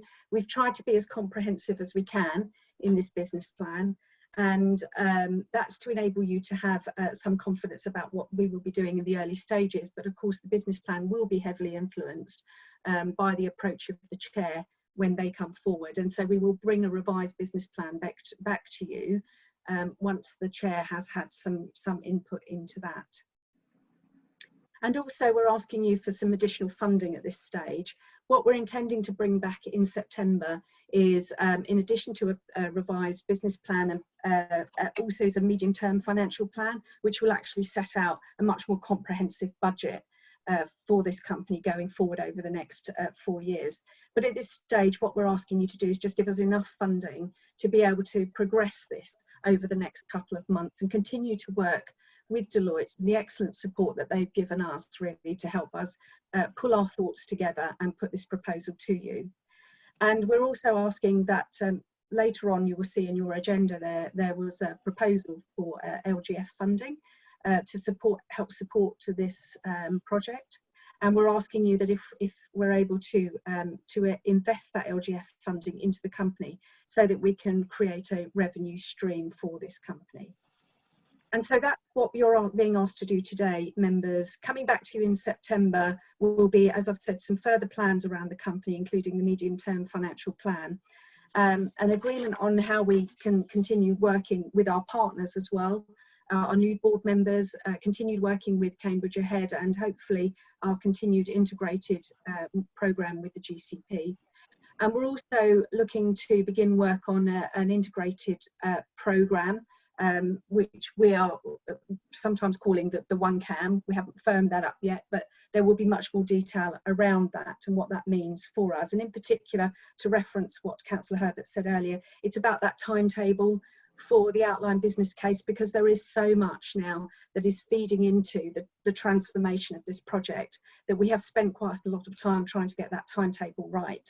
And you will see when we come back to you in September, there's been a lot of work and still is a lot of work going on about making sure that we do this to the best of our ability and in accordance with government guidance that's even now emerging about how we're going to fulfil that build criteria that the challenge that the government is setting us at the moment. But also how we're going to explore those really exciting opportunities presented by that TAC report to bring a new type of public transport system forward. So that's, members, what you're being asked to do, and a bit of a look forward. I've got Robert Parkin here who can answer any questions around the specifics of the governance, and John Alsop is also available to answer any questions around the budget. Thank you, members. Thank you very much. Sawyer's very comprehensive. Councillor Herbert, you've got your hand up. Is that a hand from the past of history? You seem to be head down at the moment. It's a fresh hand. Sorry. If I may, Mayor? You certainly may. So I think it's very important in a project which I'm as enthusiastic about as you are and other members of the Combined Authority, that we start by actually just thinking about what it is. And what it is as you said earlier in this meeting, and as we've discussed, is quite different to the proposals in the Steer Davis Gleave strategic outline business case, which we looked at in January 2019. So the last time we really looked at what is it was then, because we've in a way come back and away from that proposal. So I, along with others, had been talking to Professor John Miles through the Greater Cambridge Partnership back in 2016 and 2017, and we recognised that it's a very different type of technology, and that's been confirmed by you and was investigated by David Cleaveley. But my core concern, Mayor, is that we really have yet to define that. And you earlier this meeting helpfully updated us that you expect the outline business case, which is the first time that the what is it and how is it likely to be funded and where will it go and what's the different economics of the bit that's under Cambridge and the very vital bits that then stretch out into all parts of Cambridgeshire will actually work. So call me old-fashioned, Mayor, but I believe that we have to know what it is, where it's going, and how it's going to be funded before we start setting up what is a very expensive administration. And it's also, Mayor, because it's the Combined Authority's job to define what is it and what our priorities are for it. So if we already employ transport professionals, we've employed the very best transport consultants in the country, in Jacobs, in Atkins, in Steer Davis Gleave, and a number of others. And I I will just state my case is that I do not think that this is the right time. So it isn't that I don't believe that there is a need for such a vehicle, but I think it's for this board and for the combined authority to provide the leadership and get to the point of resolving what it is. What it is isn't the diagram that is in the picture that the consultants have included, which is on page 207, because that's a picture of effectively the articulated bus tram that we're definitely not, I don't think, now looking at.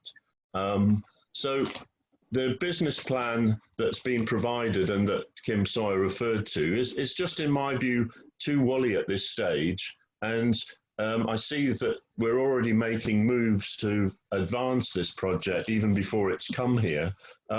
It's just, in my judgment, not the right route. I think that the combined authority has got transport professionals, does need to define the project, needs to recognise that what it is going for is advanced vehicle, the AVRT system, which we have been working on and which we support.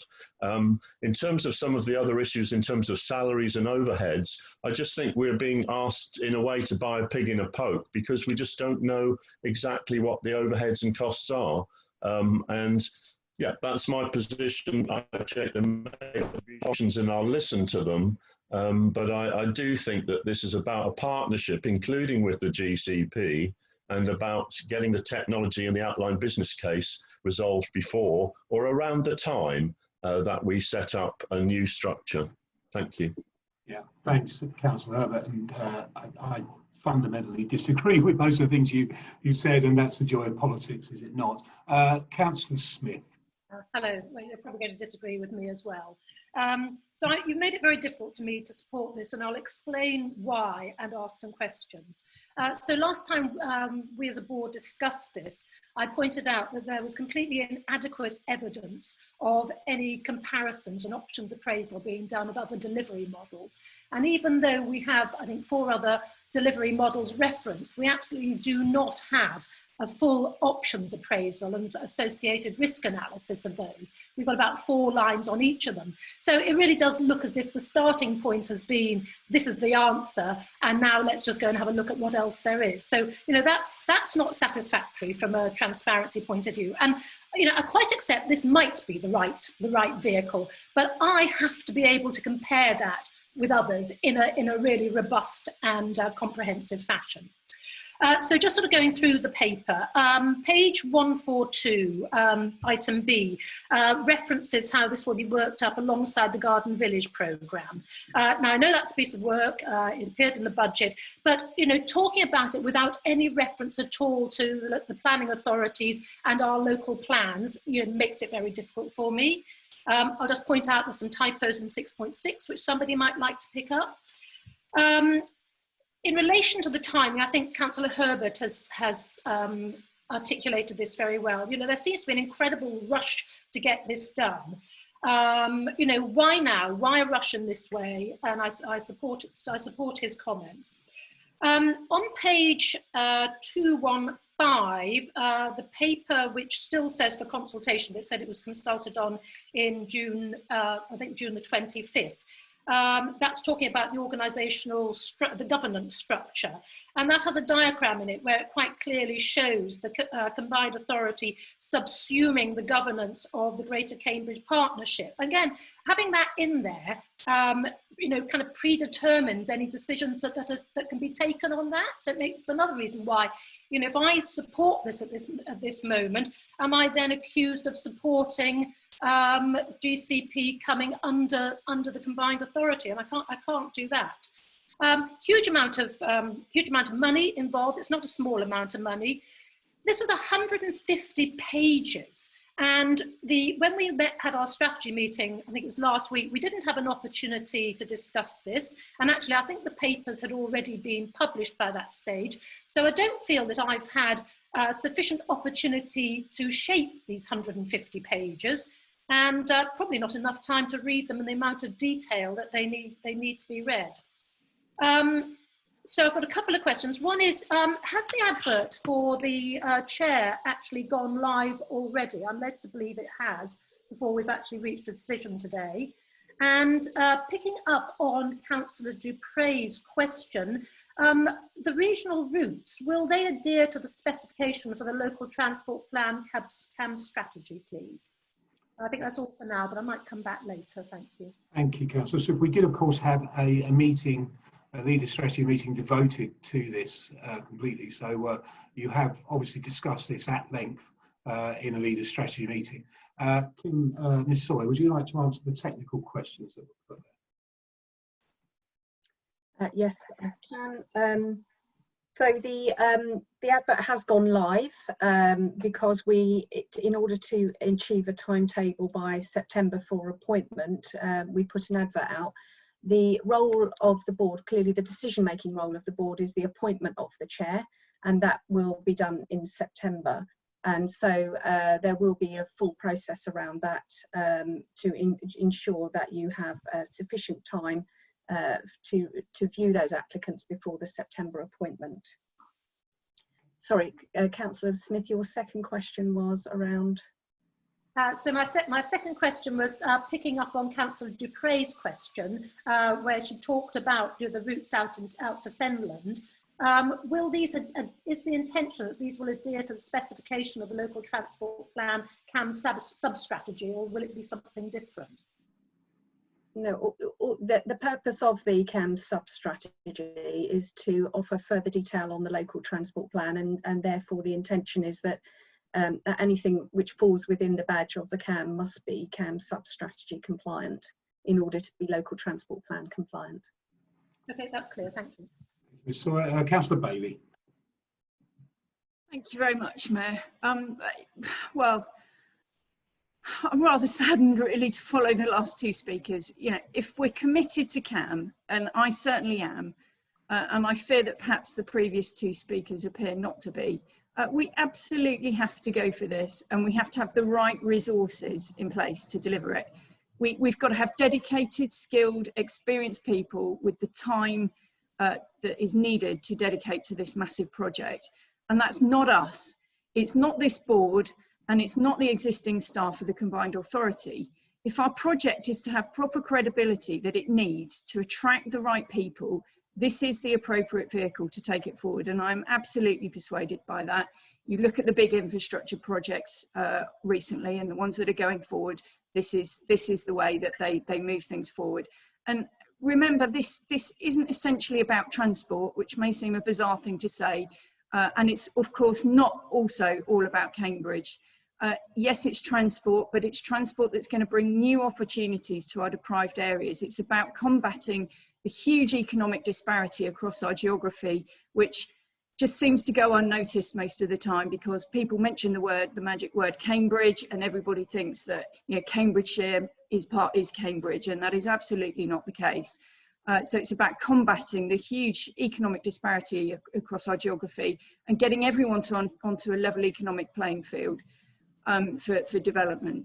And it also brings exciting new opportunities through innovation, the IP for which has the potential to be used elsewhere and globally, and that's massive. And I want to thank Mayor Palmer for having the courage to bring this scheme to Cambridgeshire. And here we are today, being asked to move it forward to the next stage. Councillor Herbert thinks it's not the right time. Councillor Smith thinks we ought to delay it until we've got some more bits of paper. I think now is exactly the right time. The government is telling us to get on, to build, build, build. This is a green, game-changing project which seeks to level up our geography, bringing new opportunities to areas that have been left behind. It speaks absolutely to the government agenda, and I wholeheartedly support it. It's hugely exciting, and we are truly privileged to have the opportunity to be part of this. Let's embrace this and move it forward, and let's do it in a united fashion as one organisation speaking up for Cambridgeshire and Peterborough to deliver this incredible transport infrastructure project for our current and future residents and businesses and visitors. And I really urge Councillor Herbert and Councillor Smith to get on board and come with us on this journey. Okay, thank you. Councillor Smith, you've indicated to speak again. Yes, so just picking up on Councillor Bailey's comment, I am completely committed to CAM because actually in South Cambridgeshire we stand to benefit from it more than anybody else, particularly in its its early delivery. However, we are guardians of public money, and we're talking about £4.3 million for essentially administration. All right, so it is our duty to ensure that that money is well spent, and part of that is making sure that it's spent in the right time frame, in the right way, on the right thing. So it is absolutely right, particularly at a time when we are under external scrutiny,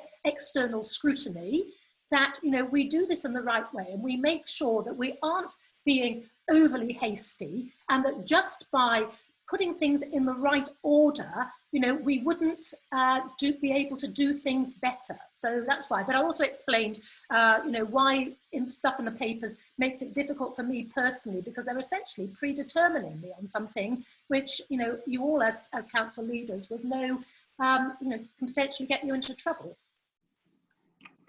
Councillor Herbert. Yeah, I'd just like to be clear to Councillor Bailey that I'm totally in favour of the CAM project, and I do see it as a way of stretching out. That doesn't mean that we need to always agree on how we get there. So I think over the last few years, there's been a lot of discussion about advanced very rapid transport, about the narrow tunnels, and also about how we get the routes out further. So apart from arguing against the principle of this decision, you will find me, Councillor Bailey, a full supporter, and I will seek to accelerate opportunities to get the technology right, and I'm there and will be there in terms of seeking the funding. We do need still, irrespective of all of the decision about process, to secure the necessary government funding support and identify how we can make this work, not just for Cambridge, but particularly for the routes that stretch out towards St Neots and to other parts of the county. I want it to work, Councillor Bailey, I fully assure you. Good, then vote for it, I'd say. Councillor Campbell. Yes, thank you, Mayor. There's definitely two discussions going on at the moment. There's the one about the special purpose vehicle, which is the paper in front of us, and there's a second one which everyone is jubilant about, and that is actually what the CAM is and what it means to everybody. I just want to touch on that to start off with. Cambridgeshire as a whole is an internationally renowned, attractive place to attract the world's best talent to come and work here alongside our excellent own protégés coming out of Cambridge University and other universities in the UK. But, and there's a big but, when they arrive here, they find that we've got a world-class reputation, but with a second-class infrastructure. Yeah, Cambridgeshire has been denied for decades the kind of money and investment that it needs to raise our infrastructure up, to have the likes of the Londons and the Manchesters and whatever. But even now, that wouldn't be good enough for us. If we want to change and want to truly embrace the potential of Cambridgeshire, we have to have a world-beating, world-class and advanced infrastructure, which this CAM represents. The ways of moving around the county at the moment are restricted to road and rail, and one extra item, the guided busway, which the County Council was incredibly proud to build in its time and services about 4 million people a year. So we've had some good successes, but it's not enough to crack the problems of attracting so many people to what is essentially a great place to live. And if we spend more money on the roads and people jump into their cars, one person at a time, a congestion hour, or if we spend more money on rail, where inevitably timetables, creaking network, Victorian infrastructure gets in the way of accelerated delivery, we will ultimately fail. And the only way to achieve what we have in mind, the vision, is to have an alternative extra means of transport, and that is represented by the CAM Metro. A lot of people talk about the CAM Metro, or CAM as it's known, and I think it's rather disappointing that we have the word Metro in there, Cambridgeshire Autonomous Metro, because it conjures up images of trams running on steel tracks with overhead wires, or at best a rubber-wheeled tubeway trains in France, in Paris. but actually this is something different and deserves a better title than CAM, because it's actually autonomous, is at the forefront. So whilst there might be some early arms built to relieve present day congestion, the overall aim of the CAM is to be autonomous. And that will change the absolute pricing that hits the user in the end game. If you remove the person driving the vehicle, you change the pricing of the service by a huge amount. So that is incredibly important. I also see the fact that it's on rubber tires, the same as you use on a road. So one day in the future, when autonomous becomes truly available on our roads, there will come a day where vehicles will pick you up at your front door, drive on the CAM element, and then drop you off at your place of work, play, or a health centre at their front door. And that is a future potential that is there with a system that relies on laying down tarmac alongside a broadband capability. So I see it as a great forward infrastructure that's going to change the nature of how we move about Cambridgeshire. And we had a question on the Fenland earlier on, and we often refer to the CAM being something that adheres to the principles of the SIPIA report. But the one thing about the SIPIA report that wasn't addressed previously, unless we go to Fenland, is the disparity between the regions. There is the Fens, there is the Greater Cambridge region, and there's the Huntingdonshire side. And unless we have an arm going to the Fens, we will increase the disparity between the two regions and not improve on that. So it's absolutely incumbent upon us to address that as an early point. But there is a secondary advantage. The biggest problem that South Cambridgeshire and Cambridge City face at the moment is the unaffordable cost of housing. And we can build houses as fast as we like, but we are not going to be able to catch up and close down that divide as fast as we like in that way. But opening up the Fens to people who can suddenly readily access the economy of Greater Cambridge to work in is a game changer, because the house prices there are incredibly lower. And it's a very attractive proposition if your route to work on a CAM system is speedy, fast, green and reliable. The change that has come about has been primarily about decreasing the size of the vehicles, which affects the budget for the tunnels enormously. But where we were before, where people were thinking about the capacity needed to move about the people just outside Cambridge City Centre into and through Cambridge City Centre, and they were working on very outdated thinking, I believe, about having big buses with lots of people and lots of carriages.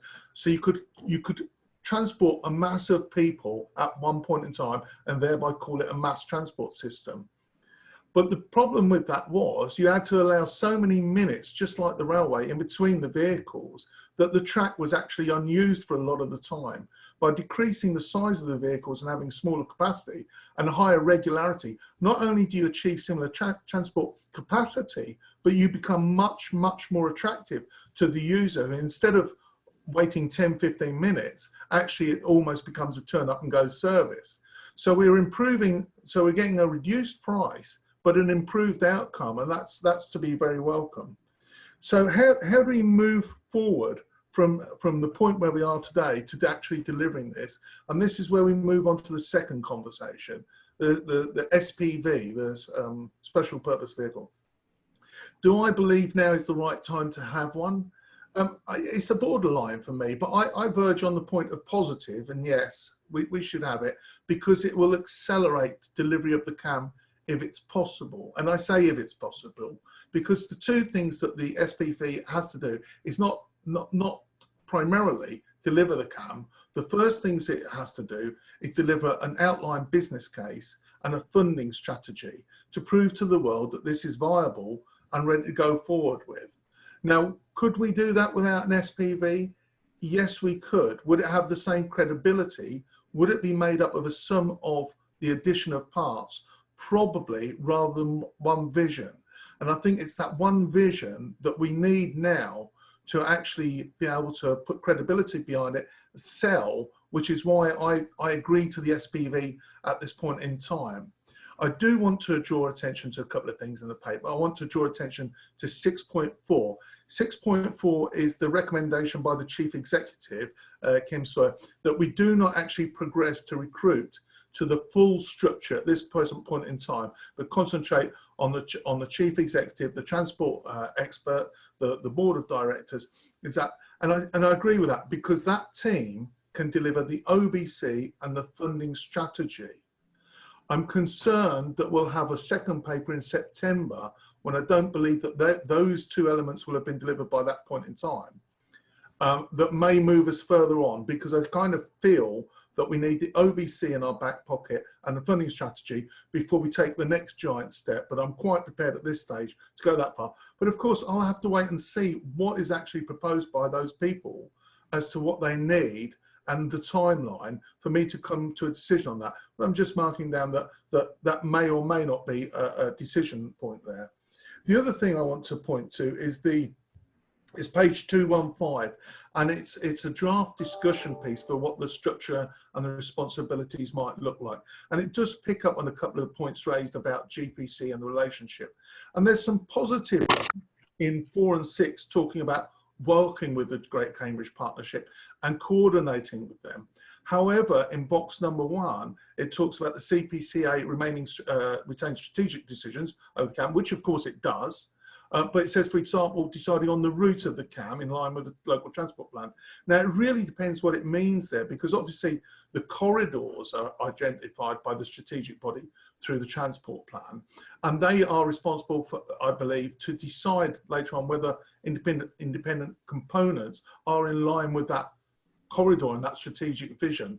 But I don't think that you intend the CPCA or the SPV to be the actual getting into the down and dirty of the individual line. But that needs perhaps further discussion. But I think it's worth highlighting that we might be talking about strategic corridors at that point. So overall, I think the vision of the CAM is advanced. It really is something we need to get forward behind.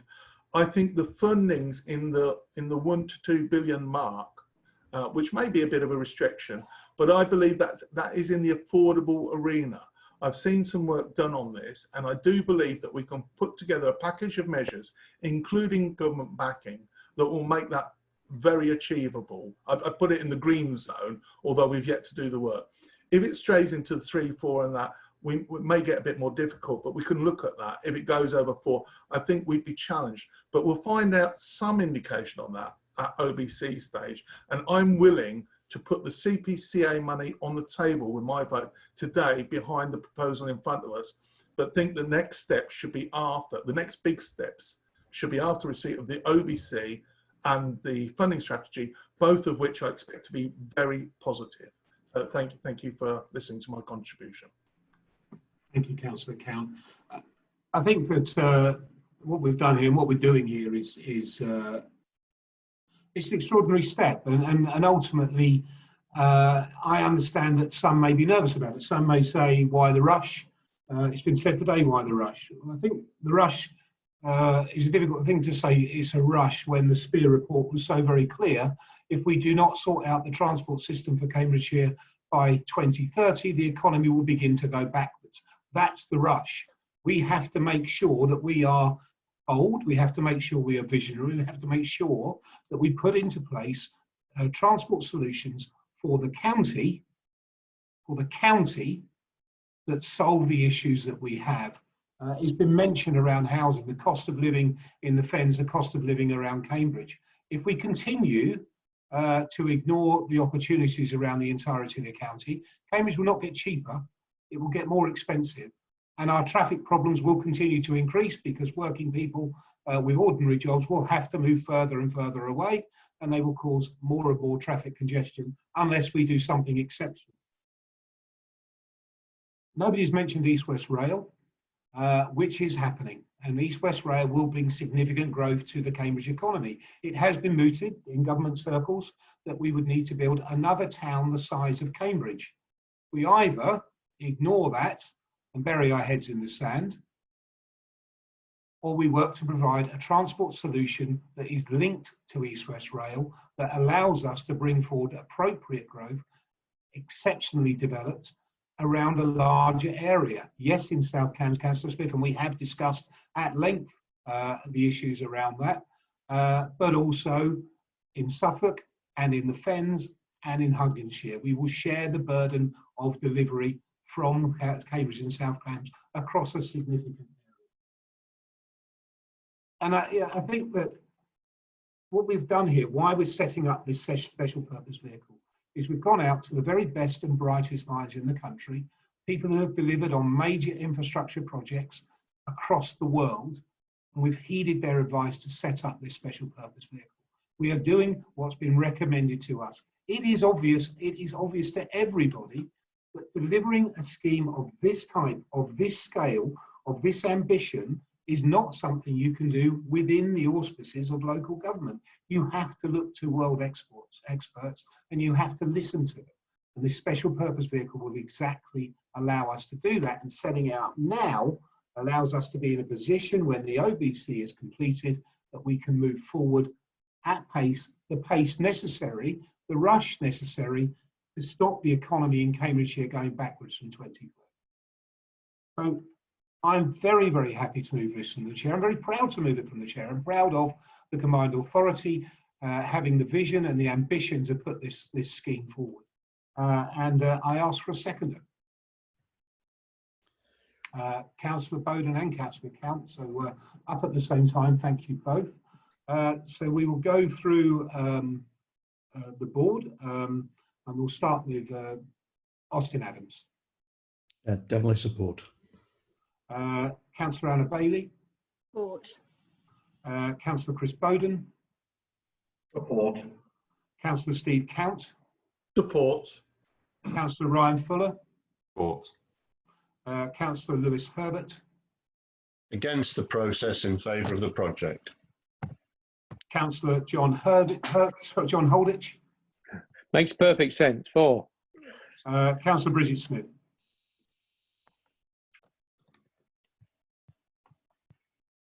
Councillor Smith.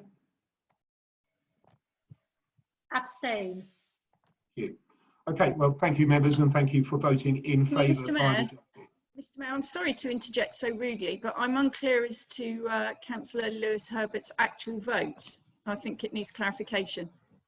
I'm against the proposal for the SPV at this time. Thank you. I also apologise that I need to leave. I had a prior booked appointment, personal appointment I can't get out of, so I appreciate the time you've given me to listen to me this morning, and I look forward to hearing your decisions for the rest of the meeting. Thank you, Councillor Herbert. We will now consider item 3.3, the A10 Junctions and Dualling Strategic Outline Business Case. We have a question from Overview Scrutiny. Councillor Dupre, would you share your question with the board? Thank you very much, Mayor. The question is, the report to the board states that there was a spread of opinion about the options. Will the Combined Authority publish the public feedback received in response to the virtual public exhibition? Yeah, the public feedback received in response to the virtual exhibition is found as part of the A10 Junctions and Dualling SOBC report in Appendix E, Stakeholder Attitudes. Roland Potter. Thank you, Mayor. Thank you, Committee. The report for the A10 Junctions and Dualling Strategic Outline Business Case is as follows. The report presents for the board's approval the strategic outline business case for the dualling of the A10 between Cambridge and Ely and upgrading of junctions on that section of the route. And it also reports on the public engagement about the options and proposes next steps. The Combined Authority Board is recommended to A, approve the strategic outline business case and agree in principle to proceed to outline business case subject to the outcome of funding discussions with the Department for Transport that are currently ongoing. B, note the views of the residents and businesses in response to the virtual public exhibition. I'll try and be swift and brief based on time. The background of this is that the A10 between Ely and Cambridge spans just over 13 miles and is part of a longer route between London, Cambridge and Kings Lynn. it's important for both freight and public transport and local community movements, etc., with more than 18,000 vehicles using the road every day. It should also be noted, it's not mentioned in this report, but it should also be noted that corridor studies have been undertaken on this as far back as I could see as 1992, where growth and congestion was quoted as a significant issue at that point. So this is a long-standing problem that this strategic outline business case, I believe, provides a strong business case with solutions to be taken forward for further development. The route has suffered serious congestion, and between January 2014-2019 also had an unsatisfactory safety record with 5 fatalities, 39 serious injuries and 157 more minor injuries. The corridor is subject to considerable growth, with the Waterbeach Garden Town potential for 11,000 homes, the Cambridge Fringe Northeast at the lower end, developments on the Cambridge Science Park, neighbouring innovation centres and business parks, enterprise zone growth at Ely, and housing growth north of Ely, 3,000 homes. The A10 is identified within the Combined Authority's growth ambition statement and is a key project in the business plan. The need to upgrade the A10 is also highlighted in the local transport plan, which the board adopted in January of this year. The board approved the budget for the strategic outline business case of £500,000. This work has been delivered comfortably within that budget and on time, something the team have worked very hard at. Also, the corridor, prior to the strategic outline business case, submissions were made to the DFT Major Route Network and Large Local Majors funding schemes. And in the budget of this year, it was stated that the MRN bid for junctions only had been supported for funding to the next stage. We subsequently went back to DFT and said local large majors for the dualling we wanted to be considered as well, and we have had it confirmed that they are now considering the strategic outline business case as additional information to those 2 bids, the MRN and the LLM, and we will work with the DFT to try and secure funding support for the next stage of the outline business case.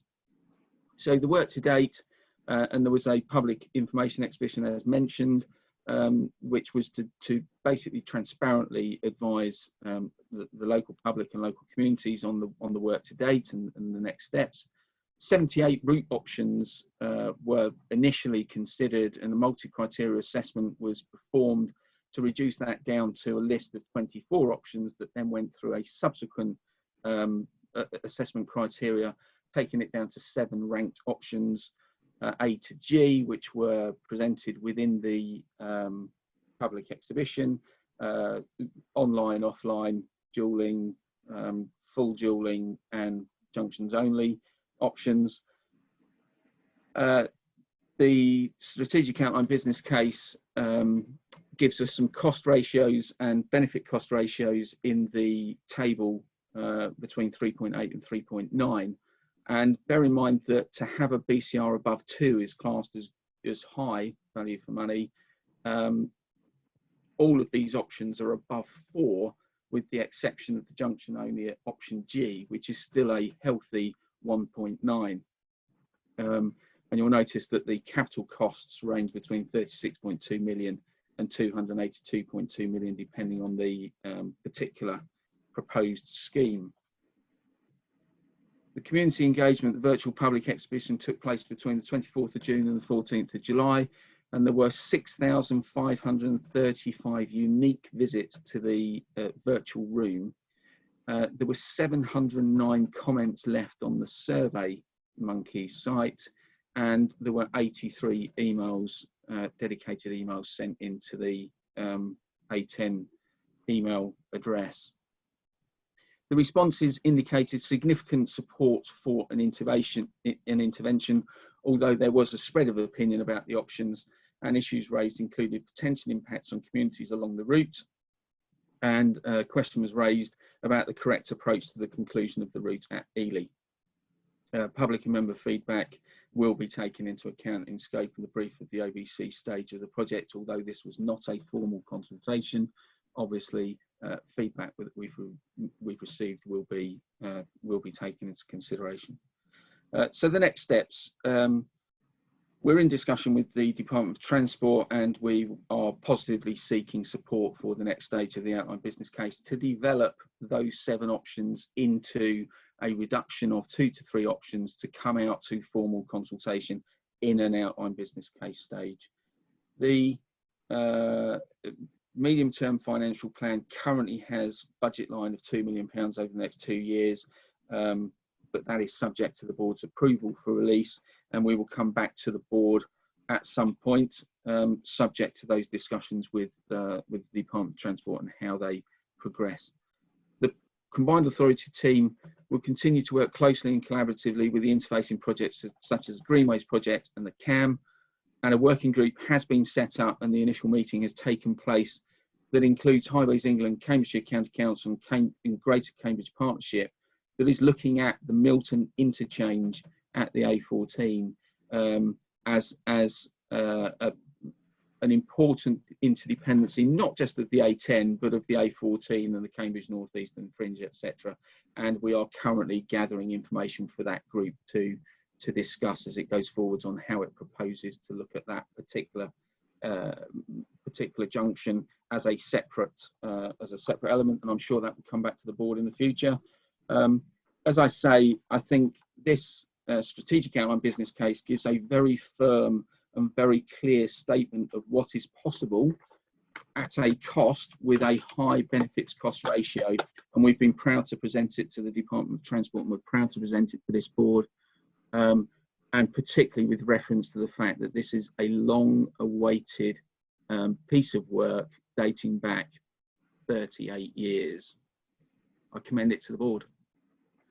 Thank you, Mr. Potter, and personal thanks to you and your team for putting together such an excellent piece of work. And as you say, 38 years, I was a bare strip of a lad when this was talked about being dualled, and unfortunately I'm not anymore. Councillor Smith. Thank you very much. So I can support this because we've still got the option of just going with junction improvements here. South Cambridge District Council's position is that we don't support full dualling of the A10, but we do support the junction improvements. So having had a very quick look at the feedback from residents, it's actually, in my view, not showing strong support for any of the dualling options, but there's least objections to the junction improvements. So I do hope we do take that into full consideration.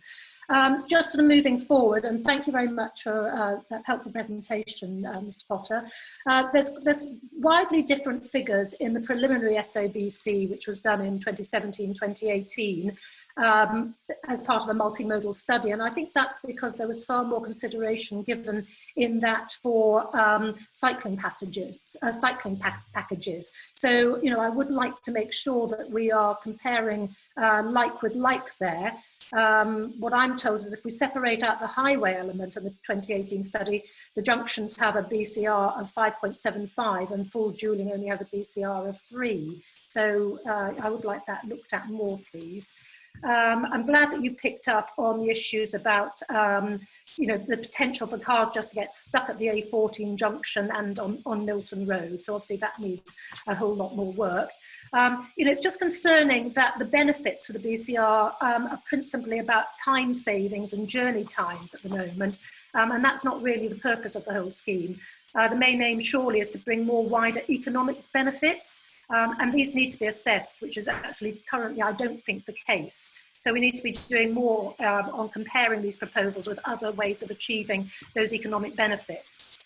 And on the environment, the SOBC takes a very narrow view of the environmental impact. It seems to only consider the relative carbon emissions of the cars currently using the A10.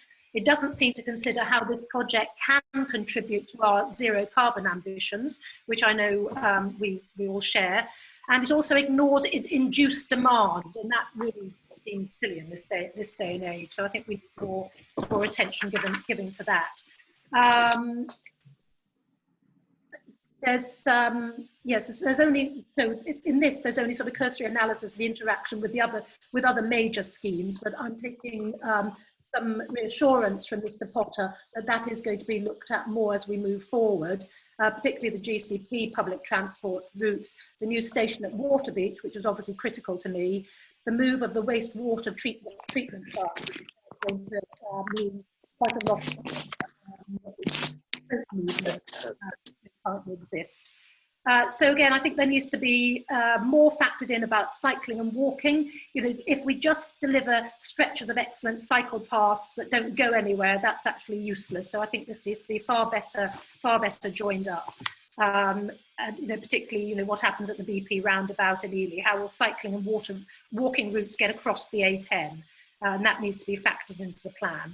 So, you know, this is a start, and I'm very pleased that we've achieved, well, we're hopefully well on the way to achieving funding for the junction upgrades, and that will be my preferred option. But at this stage, since they're still being considered, I'm happy to enthusiastically support it moving forward. Thank you, Councillor Smith. Councillor Count.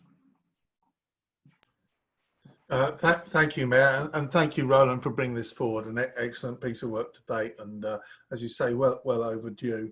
A couple of points I want to pick up on is just the way that the finances are worked out. Of course, these are Green Book principles which you put in front of MHCLG, and whilst we may do other sums to check out the economic benefits, the social benefits for our own use, if it gets down to refinement between a couple of decisions, MHCLG will be persuaded by this method of working matters out, which is the Green Book principle. So we have to do it in this way, and it has come out with some very, very positive numbers indeed, which should be very attractive to government for an investment.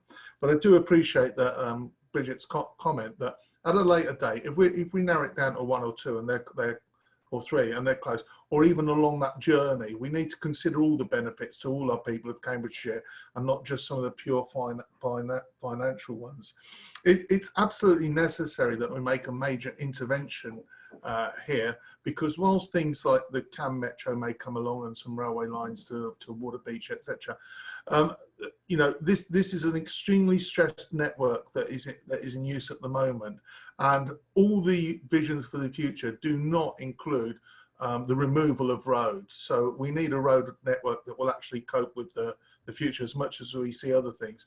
And I do share concerns about biodiversity and carbon reduction and all things environmental. But I do see that the road network being occupied by vehicles that will primarily be green in the future. We're still quite a long way away from actually building this. And by the time we get there, the nature of the vehicles on those roads will be greener, and we will eventually get to a green landscape, which we can all be proud of.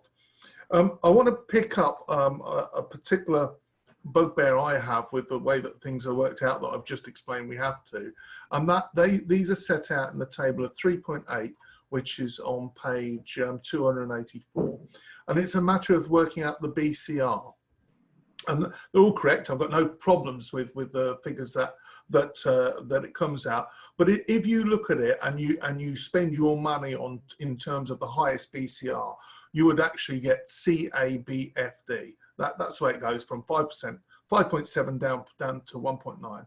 But just to explain what that means, BCR is a way of measuring if you spend £1, how many pounds you're going to get back as a benefit to the wider economy, to the government, to the people that live around. And it's a complicated sum, but that's basically what you're saying. Put £1 down, if the BCR is 2, the world will be improved by £2 in and around that area and perhaps wider afield. So if we look at option G, which has got a BCR of 1.9, you spend 39 millions, you more or less double it.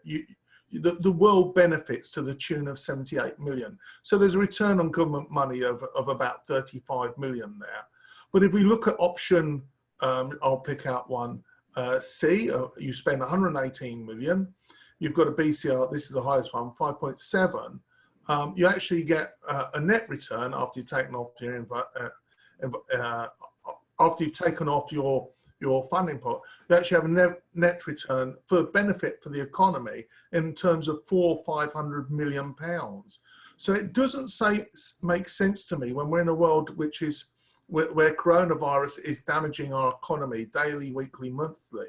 It doesn't make sense to me to consider options that do not deliver long-term best benefit to the UK PLC. And those are captured not by BCRs, but by multiplying those BCRs out, taking to a figure and taking off the original investment. And for me, that changes the ranking very clearly to A, B, D, E, C. Now, obviously, I'd expect officers to check out that way of working and looking at it. So on that basis, I really don't have much time for option F. I don't have much time for option G, and I don't have much time for option C. The basis being that the benefit to the world that we live in is nowhere near as comparable as the benefits achieved by A, B, D, and E.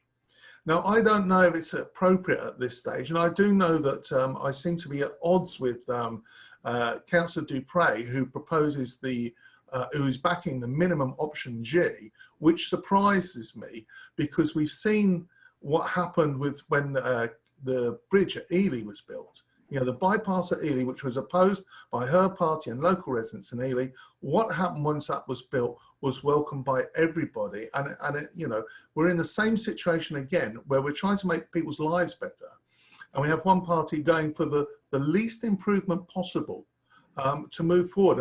And you know, that has to be balanced with other things. I appreciate that, but that seems to be the direction. So I don't know if it's possible, Roland. I personally would move a proposal, if this is the way that things can be done, to dismiss C, F and G at this stage. Or are we at the case where when we're talking to MHCLG, and this is a way how we move from OBC to SOBC, that we still have to keep these 7 on the table? Because I hate wasted work, and I can't see me backing these in the future when the other options are still on the table. Right. Thank you, Mayor. Thank you, Councillor Count. I take on board your comments, all the comments there. And my position, Councillor Count, would be that we've presented this to DFT as is. And there's a process that you quite rightly said we need to go through in terms of the Green Book and the technical appraisal guidance, etc., etc. And having come down through that process from a 78 long list to a 24 to a 7, we have to continue that process to reassess these 7 to go down to a 3, a 2 or a 3 that then can come out to a formal consultation where the members can definitely then make their views known formally, as can all the elected members and all the parishes, etc., and all the communities. And within that extra development work, more emphasis can be taken into the benefits that are wider beyond just purely the financial benefits, and certainly much more in line with the net zero and the longer piece, etc. I think also, so I think what I'm saying is I am bound to go through a process, and it would be unfair of me to predetermine the outcome of that process. So I welcome your comments, but I would recommend we still go with the process. I would like to also say about cycling and walking, which was a point that was raised up, if I may, Mayor. This scheme and the proposal on this scheme and these options talk about segregated cycling, walking and equestrian facilities for all of these options. And that will mean better crossing points for cycling, walking and equestrian along these routes. And the national cycle network at the moment is 21 miles long from Ely to Cambridge on quite a convoluted route. Segregated cycling along this route takes that 21 miles down to 13 miles of dedicated segregated cycling, which is a massive improvement for the people that wish to use bicycles for parts of the journey, but also the entire route. And I think that may not have come across strongly enough as I've presented this today. So I hope that answers the questions. Yes, thanks for that clarification. I know the route well, and it's a leisure route rather than a commuting route, clearly. Councillor Count, you want to come back on that? Yes, if I may. So thank you very much, Roland, for that explanation. And I withdraw my proposal to actually scrub 3 at this point in time. I understand the process. You've answered that clearly, so we'll have to stick with the whole pack. I also welcome the comments that we'll have perhaps these BCRs plus an additional one that that involves the wider benefits for us to consider next time. But also, if you could take on board that comment that I made about how we use those BCRs to extrapolate the financial value to us, the local people in the government, I think writing it in that way helps us all see clearly some advantages that aren't clear in this way. So thank you for that. Thank you, Mayor. Thank you, Councillor Bailey. Thank you very much, Mayor, and thank you very much for this report, which has been longer and more eagerly awaited than you can possibly imagine for the people of East Cambridgeshire. And in fact, I remember government way back in the mists of time actually announcing that it was going to happen and that it was funded, but it never came forward. And in my younger days, when I was commuting every day to Cambridge, I actually took to a motorbike because it was the only reasonable way to get from A to B and to get across Cambridge to where you needed to be. Hopefully the CAM in future will sort all of those problems out. I do need to correct something that Councillor Bridget Smith said. In fact, if you look carefully in the exhibition feedback, the only option that received more support that received more in support for the option than those disagreeing was in fact option D, which is full offline dualling. All the other options had more people against them than for them, but a note of caution, because in all of the feedback, lots of people were not making a comment against all of those options. But in fact, option G, which is the junctions only package, which Councillor Dupre and Councillor Smith apparently support, actually had 27% of people against the proposal, with only 17% for, but again noting that 34% didn't make a comment. So I'm not quite sure where Councillor Smith got her information from, but I think what she said wasn't quite correct. And as the person that put forward a motion to the County Council before we had the combined authority on the A10, I really welcome this, and it is obviously built on the work that the County Council handed over to the combined authority. And in that work, I just wanted to note three things that were part of that case that we handed over. The business case from the County Council to the combined authority did show that the best business case was to dual from Waterbeach to the A10 A142, locally known as the BP roundabout at Ely. And it also included a fully off-road, totally segregated, dedicated cycle route from Ely to Cambridge. And it also included, it was only very indicative, but it was in there on a map, an indicative alignment that took out the A10, A142, BP and Lancaster Way roundabouts from the potential new future route. And all of those things are important. East Cambs District Council did respond formally to this exhibition, and I just wanted to cover a few of the points that we made there because they are important. So for the residents and businesses of East Cambridgeshire, dualling the A10 all the way to the BP, preferably beyond, but I understand not in scope of this project, and improving the junctions along it is an absolute essential priority, as Roland has very well said. We've got extreme capacity issues along the corridor that are seriously adversely affecting quality of life and opportunities for the economic well-being of our area. Incredibly difficult to walk or cycle along the route and to cross the A10 safely. And Table 18, helpfully of the business case, outlines the significant benefits that can be realised from this scheme. They're all there. And I think for the people that are concerned about the environmental and green elements, concerns which I share, you know, there is a lot of work being done around that, and I think that's recognised in this outline business case, and we've got to hang on to that and take it forward and take that very seriously, and I know we will. But delays, something that I think Councillor Bridget Smith and the Liberal Democrats who are opposing dualling of this road are failing to grasp, is that the delays on the A10 are also impacting on many other roads in the district. So I can talk about the 142, the A1123, the B1049 and the B1102. And junction improvements really will do very little to improve that. What we need is improvement of traffic capacity and traffic flow, which full dualling obviously will deliver. So, you know, a dualled A10 will redirect the traffic that's currently going in other places onto the strategic network and away from those smaller roads and rural villages which just cannot take it. I mean, houses are being knocked down, villages are, you know, the quality of life is being decimated. So the District Council supports the shortlisted route options that deliver dualling of the A10 to Ely. The preliminary strategic outline business case work, which was undertaken by Mott MacDonald in 2018, remember, suggested building a new road to the northwest of Ely, which could divert non-local traffic away from those two Ely roundabouts, which we know and love very well and are currently the subject of lots of work.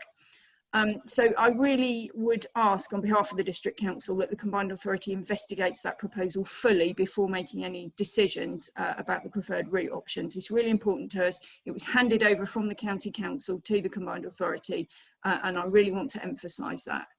And should the A10 be dualled, the Council's very keen to understand how the Combined Authority, and if you don't take out the two roundabouts, how you will manage the pinch point at where the 142 meets the A10, really critical point on the strategic route network, taking 26,000 vehicles a day, one of the busiest roundabouts in the whole of Cambridgeshire, needs serious consideration if you're not taking out those roundabouts from the route. So in terms of the junctions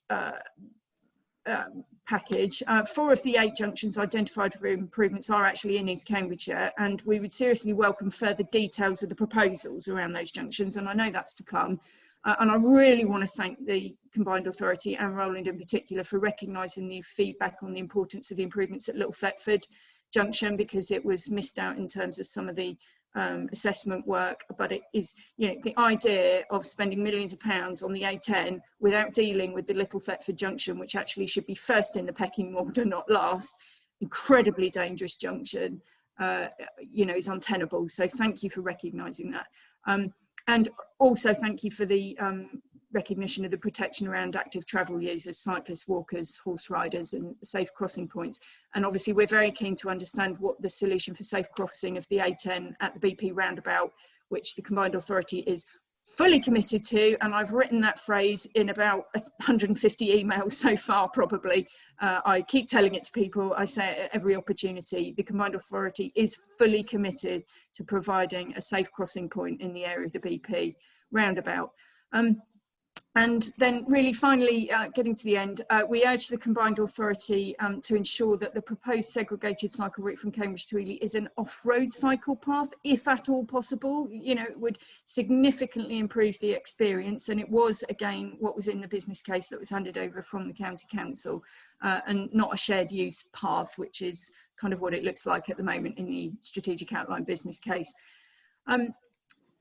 And then finally, this is probably the single most important point that I want to make, and I'm looking at Mayor Palmer in particular. The Combined Authority states that it's considering how improvements to the A10 can encourage people, more people to use public transport. And obviously that's the main aim of the game with all of this. You know, we don't want to be increasing single vehicle traffic on the A10. That's the last thing that we're trying to achieve. So the District Council is very keen for the Combined Authority to explore extending the CAM from the North Portal in Waterbeach into the Ely and Streatham areas, and opportunities to deliver that alongside the A10 project do need to be considered and incorporated into the design work for the dualling as the project moves forward to enable this. I think we've got a massive opportunity to essentially camify the new A10 so that when CAM comes on stream, you know, we can encourage people out of their cars onto a fantastic new public transport system. Thank you very much. Thank you. Challenge accepted as always, Councillor Bailey. Councillor Holditch. Can't hear John, I'm afraid. It's a good job you'd have lost your money on the timing, wouldn't you? Yeah, Roland, through you, Mr. Mayor, I think there was 2 schemes for Peterborough that went through the Transport Committee for the parkways. I can't see them in this agenda. Should they be there?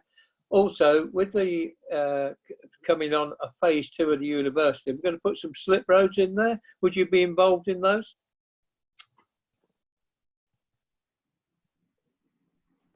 Mayor, would you like me to respond? Yes, I think probably let's do that now.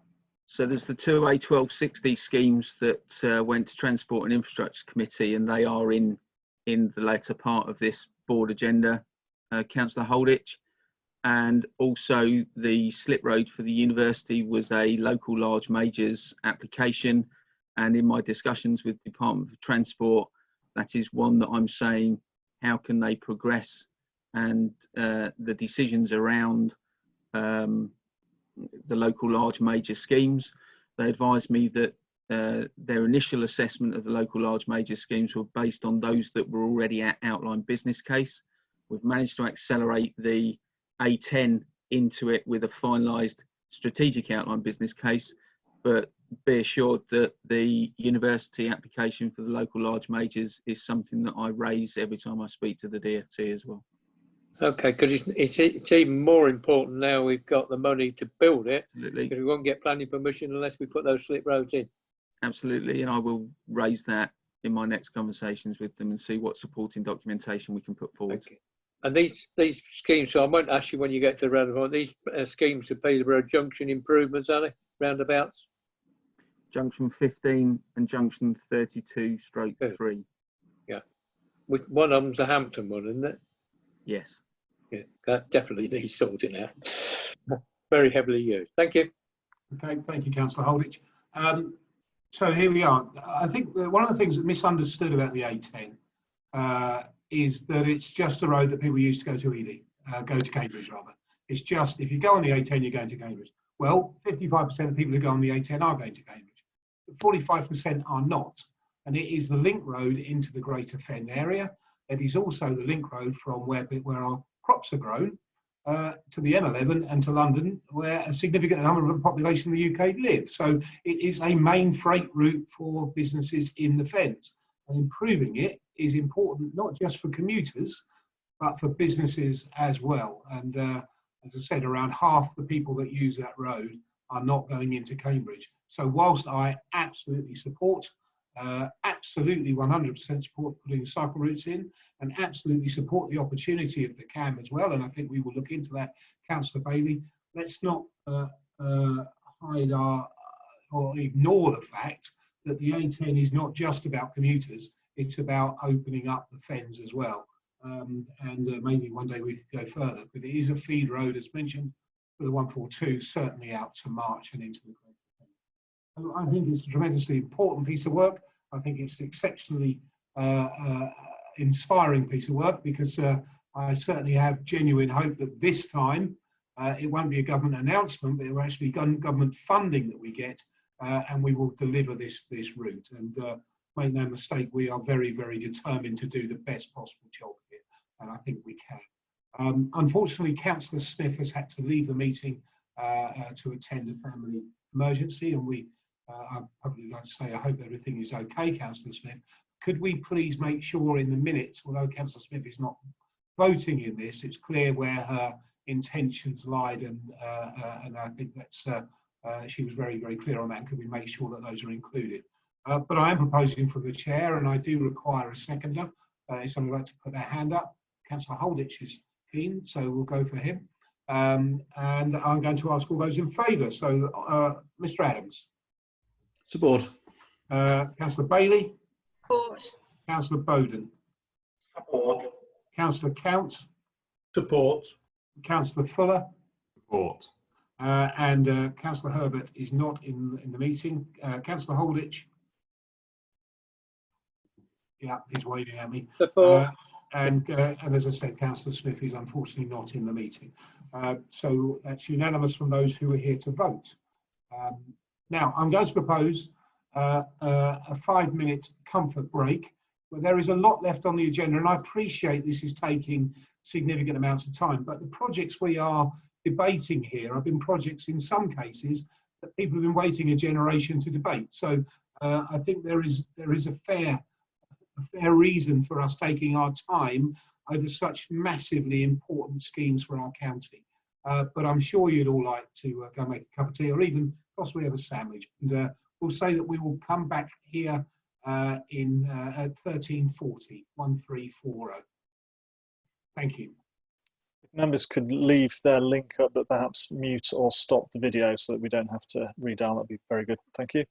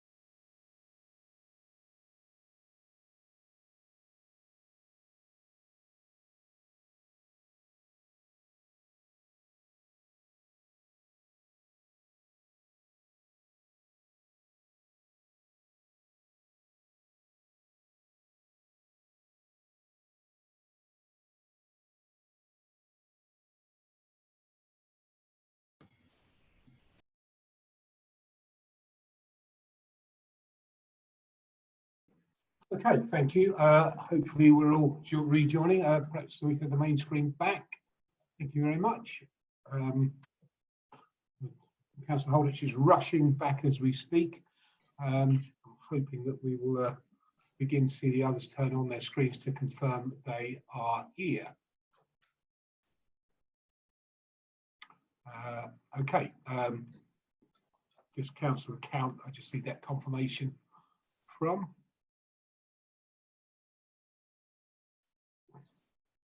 Well, perhaps we will begin the next item, and Councillor Cam will join us, I'm sure. Here he is.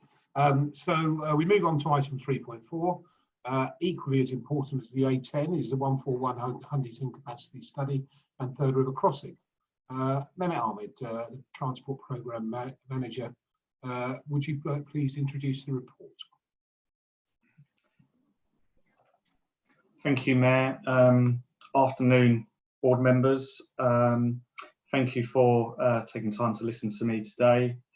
The purpose of my paper and the presentation I'm giving today is to summarise the outcome of the A141 study and subsequently the Huntingdon Third River Crossing as part of that, and also the recommendations for our next steps for moving forward.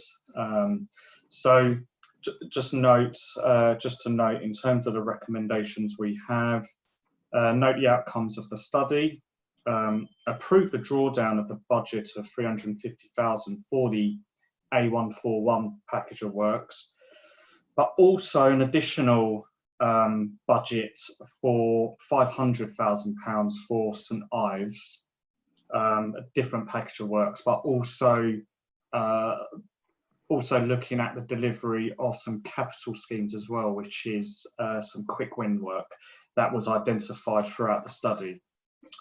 So earlier this year, obviously work's been going on for quite a while on this study, and earlier this year, some of the emerging findings that were coming out from the Huntingdon capacity study and St Ives area transport study suggested that we needed to take in a bigger area in terms of trying to determine what the issues were around growth. At that point, a paper was taken to committee in January of this year and board, where it decided that it made sense to also include a Huntingdon Third River Crossing. This change in scope was to just look at the relative performance between the options that were coming out of the original A141 Huntingdon capacity study and also the Third River Crossing. As part of that, obviously that was going to go through a traffic modelling exercise, but also as part of that, we also included a desktop environmental study as well as part of that. And hopefully you've seen some of that work on the CPCA website, some of the detail around that. In summary, and I won't go through the entire paper, in summary, in terms of the comparison between the Third River Crossing and the A141 Northern Bypass, that's the Northern Bypass in terms of the alignment, the approximate alignments between Spittals Interchange and the Witton Roundabout, the B1090, showed that in terms of the aspirations for growth and the offer of greater benefits, the A141 offline bypass, Northern Bypass, actually supports more growth than the Third River Crossing as identified from the Huntingdon local plan. Several tests were done throughout the report, which looked at certain permutations as well. But still, through that assessment work, it still came out that the A141 bypass was the better option. Subsequently, as anything you do with traffic modelling and going through an iterative process, you find that other areas, you start to see other hotspots. And what we found through the modelling was that at St Ives, at the St Ives end, the very east, there was the work that we've done with the offline with the offline bypass, and also some of the work that Cambridgeshire County Council were doing with St Ives, it became apparent that there was definitely a bigger, I guess, a more strategic intervention that needed to be considered. The scope of that work at the beginning for the St Ives work wasn't necessary to look at that big strategic intervention. It was a consequence of the work that we were doing with the bypass and the third river crossing. So through that, we did identify that more work needs to be done as part of St Ives. Just going on to some of the environmental desktop work that we've done. I think the picture in the paper, the image, figure 1, I think paints quite a good picture in terms of, I guess, where the sensitivities are around some of the major environmental factors. So, like I said, it's desktop study. I guess it's given us a real good indication of, again, in terms of our best performing option, in terms of the comparison stuff, which one we could actually, look at delivering within the time, and try and accelerate the delivery of our project. So, going on to next steps, the recommendations, as discussed, was to look at developing a pair of strategic outline business cases, one for the A141 bypass, and then another one for St Ives. But then also as part of St Ives, there's some capital works, some quick wins, which so a summary of those have been provided within the actual main report, but still more work needs to be done. And the focus of the next stage for the St Ives work is obviously to go through a process to actually define what those quick wins are in more detail, and have those discussions that we need to with members and the general public. In terms of the financial side, we're suggesting for the A141 bypass that similar to how the A10 has been delivered, direct delivery through the CPCA procurement team, that we're suggesting that we're going to need around 350,000 for that piece of work. And for St Ives, for the SOBC alone, we're looking at 500,000 for that piece of work. Once more work comes forward for the quick wins, and we sort of had an understanding of what those costs are and what the designs are, subsequently another paper will come to committee and board to have a further discussion on those. So hopefully that's quite a good summary, but as I say, that's my recommendations, Mayor Palmer.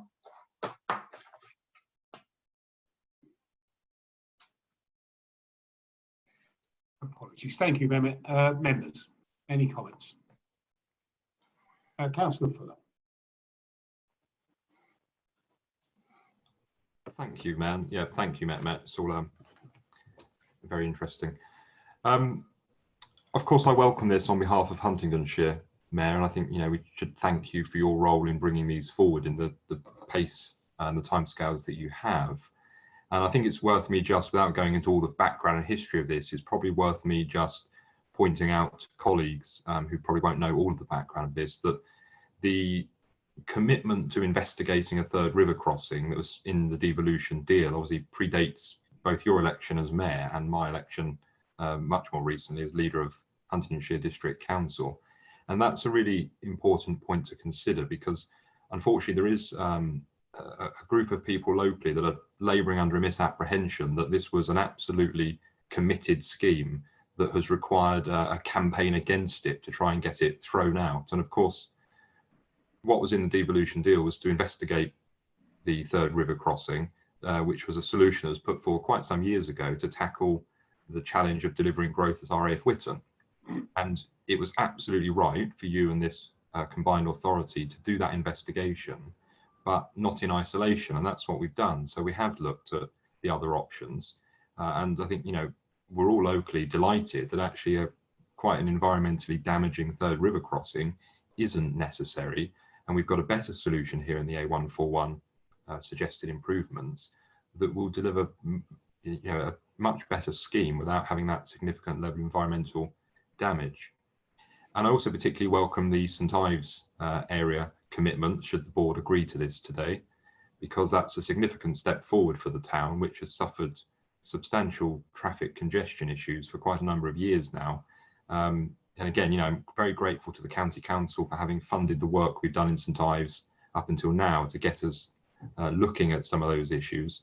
But it's absolutely the right time for us as an organisation, the Combined Authority, now to take it to the next level by looking at that strategic transport study.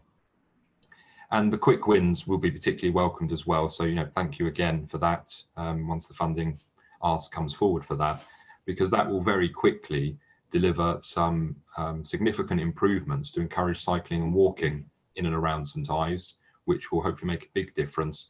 And it will also very quickly reduce some of the congestion by tackling a lot of the pinch points and parking areas around the town and the main routes there. So all in all, Mayor, this is very positive, both for the Huntingdon and St Ives areas and all the settlements in between.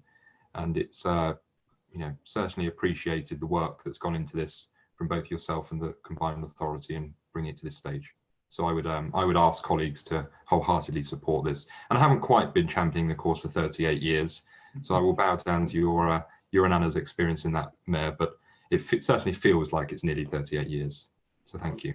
You certainly don't. You don't look as if you are nearly 38, so maybe it isn't that long. But but the reality is very simple, I think. Here, the scheme, the Third River Crossing, has been talked about for a long while. I understand that. I know that going back many years that it's been under consideration. But I think there's a couple of things that allowed us to be wary of the environmental damage that it would cause, and of course the redevelopment of the A14 and the link from the A41 directly into that scheme does, I think, allow us a better solution. And I'm really pleased, Councillor Fuller, to see that I know you've been deeply involved in the local support. So you have my commitment from the Combined Authority, should the board support it, that we will continue to support Huntingdonshire and hopefully solve this problem. And just like the A10, there's no isolation here. This isn't just about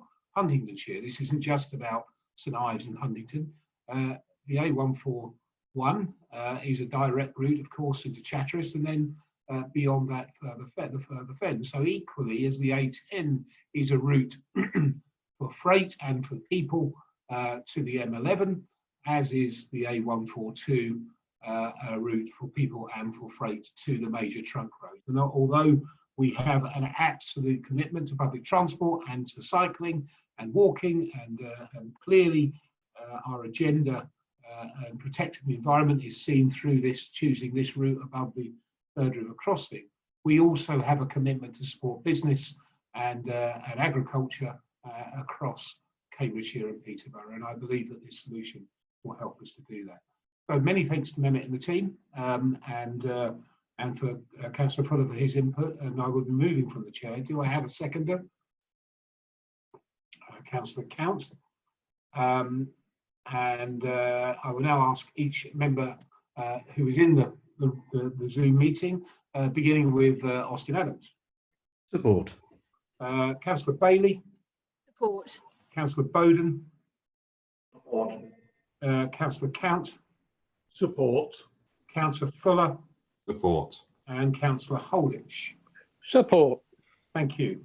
So that's unanimous amongst those who are in the meeting. And we move on to item 3.5, which is Market Towns Programme, approval of master plans for East Cambridgeshire District Council, and that's Ely, Soham and Littleport. And I believe that we have Councillor Dupre with a point from scrutiny. Mayor Palmer, I've just had notice that Councillor Dupre had to step out of the meeting. I'm happy to read the question if you'd like me to. Okay. Yep, so Councillor Dupre's question from Overview Scrutiny is, a frequent comment during the development of the Market Town master plans was that local councillors and communities had not been consulted in their developments, or their comments had been ignored. As funds are about to be allocated to the Market Towns to implement the master plans, what flexibility will be shown in granting funds to Market Towns for local priorities which are not in the master plans created for them, but which have greater local support and in some cases greater feasibility? Okay, so master plans for Fenland and Huntingdonshire were consulted on through town teams and led by districts and consultants. For East Cambridgeshire, consultation has been limited due to COVID and lockdown restrictions. However, the resulting action plans will be consulted on to shape interventions. This will be led by East Cambridgeshire District Council. In terms of allocation of funds and given the transformative aims of the programme, the Combined Authority is especially keen to see movement on the more ambitious projects set out in the master plans and prospectuses for growth, and will prioritise these. And whilst there will be opportunities for longer term projects, applications will have more chance of approval if they can demonstrate fast impact, especially to support COVID economic recovery over the next 9 months to the new financial year, when unemployment impacts of COVID are expected to peak. So we would go to Domenico to introduce the report. Domenico. Thank you, Mayor, and good afternoon, members. As board members will be aware, the Combined Authority has been committed to producing master plans for 11 key market towns in the area. This paper brings the final 3 plans from East Cambridgeshire, produced for Ely, Soham and Littleport. I would like to highlight these plans have been produced with the aim of identifying key interventions that will contribute towards GVA growth for the area, but also with an understanding of COVID recovery, and this has also been considered and integrated as part of the priorities identified within the plan. The plans have been approved by East Cam's Finance and Assets Committee on the 18th of June. And in terms of moving these to mobilisation, the council is committed to undertaking stakeholder engagement and wider consultation through the implementation process for each of those plans. That will then inform their bid under the Market Towns Investment Fund that we've launched last month. And finally, the recommendation of the paper is for the board to recommend these plans as presented, and I'm happy to take any questions. Thank you. Thank you. Councillor Bailey, as leader of East Cambridgeshire, would you like to comment? Yeah, thank you very much. Just really quickly, because I'm very conscious of time and the rest of the agenda still to get through. But, you know, these have been a lot of hard work under quite difficult circumstances. So I do just briefly want to outline each one. Littleport, and obviously what we've had is the benefit of consideration of COVID-19 recovery, which the other market town plans haven't. So there are some benefits in coming last in this process. But Littleport is absolutely focused on improving the quality of life for its local people, and that means ending the massive outcommuting that currently goes on from out of Littleport. Littleport very much wants residents to have access to a good job within easy reach of home, and that's what it's all about, really. 2 commercial projects in there needing around about £3.5 million of investment, but will result in around 37% increase in GVA, so Littleport's really going for it. And the Eco Business Park seeks to deliver higher level of jobs than have been typically available in Littleport to date. And the plan also focuses on the town centre, the station gateway. We're incredibly lucky to have the station at Littleport. We need to do more with that, and the creation of a country park, as well as the necessary infrastructure, which has long been held back in the area to support housing growth that's going on, significant housing growth. So really the vision document is actually about attracting investment beyond that that's available from the Combined Authority, welcome though that is, of course, and really is quite ambitious and going for other opportunities as well. Soham's vision is hugely exciting, actually. It's about providing a resilient town centre. It's about boosting growth and transport improvements, obviously kick-started massively with the new railway station, and looking to support the high street and get better footfall to the high street and better diversity, I think, to the high street. Looking for better connectivity and properly linked up options around transport to include cycling, walking and the bus network. And also, interestingly and excitingly, sadly not supported by certainly one of the district council members, looking to exploit the networks of waterways and improvement of connectivity by water, and talking about a marina to integrate the development with the railway and other opportunities and the leisure industry. I think really exciting, really visionary, and yes, we can do it, and we should be going for it. And also building on the very successful cluster of agri-tech businesses that SOAM already has, it is absolutely perfectly placed to be at the centre of this fast-growing industry in the east of England, and it's surrounded by high-grade farmland, but it very much needs to provide grow-on space, and there's a focus on that, as well as new leisure and cultural offers. We've got a fantastic Viva Mill regeneration project going on in SOAM, which is set to deliver and expand hopefully into a whole new cultural quarter. So really big ambitions for SOAM, and well done them and the local district councillors for getting this together. And then in Ely, it's about the long-awaited Station Gateway project, which has a huge opportunity for Ely. Very much a focus on the city centre and COVID recovery, and desperately needed better digital connectivity. So yeah, just to reiterate, these are very much high-level vision documents, and the detailed work is now to follow, where we will absolutely consult with local communities and seek their involvement on the individual projects. Thank you. Thank you, Councillor Bailey. There's nobody else to speak, so I would imagine that Councillor Bailey would be prepared to second me. I'll remove from the chair. Yes, and we'll take all the recommendations together. Unless anybody wants to vote against, wave at me now. Otherwise, I will suggest that Seymour, silence is support. It looks like silence is support, so rather than go through individually, we will take that as carried unanimously. Thank you very much. Item 3.6, thank you, Domenico. Item 3.6, Oxcam ARC representation, and this is Mr. Ames. Paul.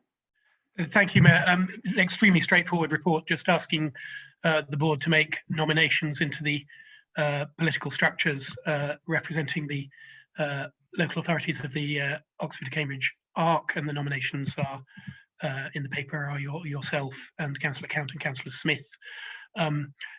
You've already talked about the strategic significance of the ARC in the earlier discussion about strategic planning, so I won't go back through that. The one point I probably would just add to what's in the paper, we've talked about the significance of the ARC for us. It is well worth having a sense of our significance for the ARC. So we're 23% of the ARC population. We have, over the last few years, produced 40% of the ARC's GVA growth and 30% of the ARC's jobs growth. So we have a huge platform for being part of that conversation within the ARC. Okay, thank you. Again, I'm quite happy to propose from the chair. Do I have a seconder? Austin. And again, unless anybody waves at me ferociously, I will take that as unanimous. Thank you. And we go through to recommendations from Transport and Infrastructure, and this is item 4.1, and this relates to the A1260 junction 15, as previously advertised. Mehmet, would you introduce the report, please? Thank you, Mayor. Hi, board members. Again, yes, as the Mayor's indicated, I took a paper to the Transport Committee in July with regards to the A1260 junction 15. Essentially, Peterborough City Council would come to a point within their study where they had finished the outline business case work. The request was to move over to the full business case and detailed design. In terms of the recommendations for this specific project, the ask is around £470,000 to draw that down from the medium-term financial plan to produce that business case and detailed design. Okay, thank you. Comments, please. I made my comments earlier, Mr. Mayor, on the wrong generator, but we do accept this and welcome it, and I'd like to move it. Okay, thank you. Well, if you're happy to move, I will second. And again, unless anybody's saying no, and nobody is, so we will take that as unanimous. Thank you. We now move on to item 4.2, a little bit further along the road. And again, Mehmet. Thank you, Mayor. Thank you, board members. So again, similar position as Junction 15. Peterborough City Council had got to the point where they finished the outline business case, and the request is that they move to full business case and detailed design. The approval, the recommendation that we're looking for approval was for the drawdown of £500,000 from the medium-term financial plan to produce the full business case and detailed design.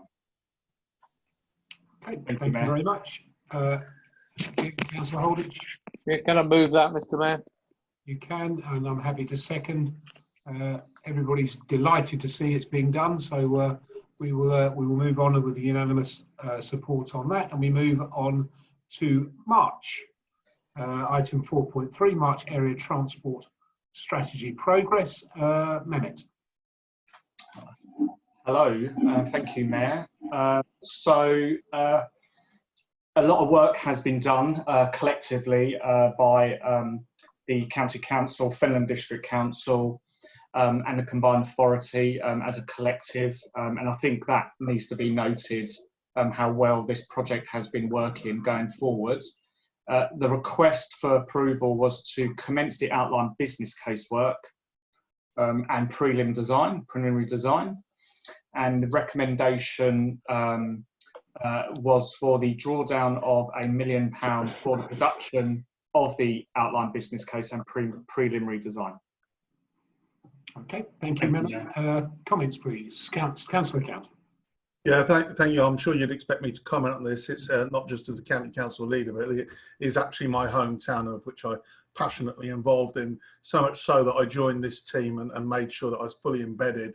And I thank Mehmet for his help during the journey, and I thoroughly endorse what he says about the collaborative working.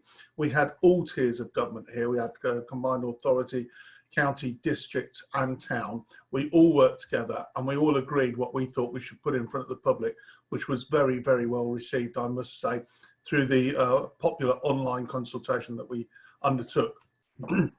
I'm fully supportive of all the recommendations. I hope you all support this, and I'd like to pay special thanks, and want it noted, to congratulate Councillor Jan French, who I'm with at the County Council, and she's Deputy Leader of the District Council, who chaired the meetings and has been a stalwart throughout this to keep us on track and keep things moving along at pace. It's a very, very good product that we've, a combination of interventions that we managed to put forward, and I'm very confident that we'll bring them forward, and it'll be great to see these built. Great to see these built.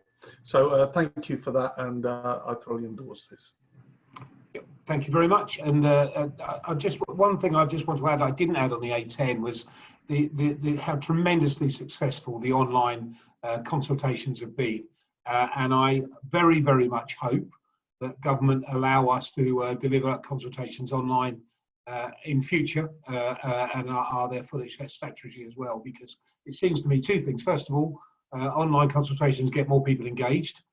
It's easier to attend them. It's easier to leave your comments, and that's very, very important. But secondly, we can do them more quickly. And it always frustrates me that we have to have 6 or 8 weeks of consultation on everything when we could do it in a far, far, far shorter timescale. So something I didn't add on the A10, but did on here, and I hope that at no stage in future will we attempt to do any consultation without an online room. So I'm happy to move this from the chair. There are no other speakers. I'm going to put Councillor Count down as seconder, and everybody looks really happy. So we will take that as, again, a unanimous vote. Thank you. We go to part 5, and this is the Skills Committee recommendations for the Combined Authority Business Board. And this is a very, very small matter, of course, of the full business case for the University of Peterborough. I think Kim is going to introduce this. Good afternoon, Mr. Mayor. Good afternoon, board members. Thank you very much for the opportunity to introduce the paper. The paper before you today seeks your approval. It's recommended for your approval to approve and adopt the full business case to mobilise the creation of phase 1 of the new university project. We're also seeking delegated authority to the Director of Business and Skills, John T. Hill, in order to complete the legalised documentation, transactional documents that we need to mobilise the build of the new University of Peterborough.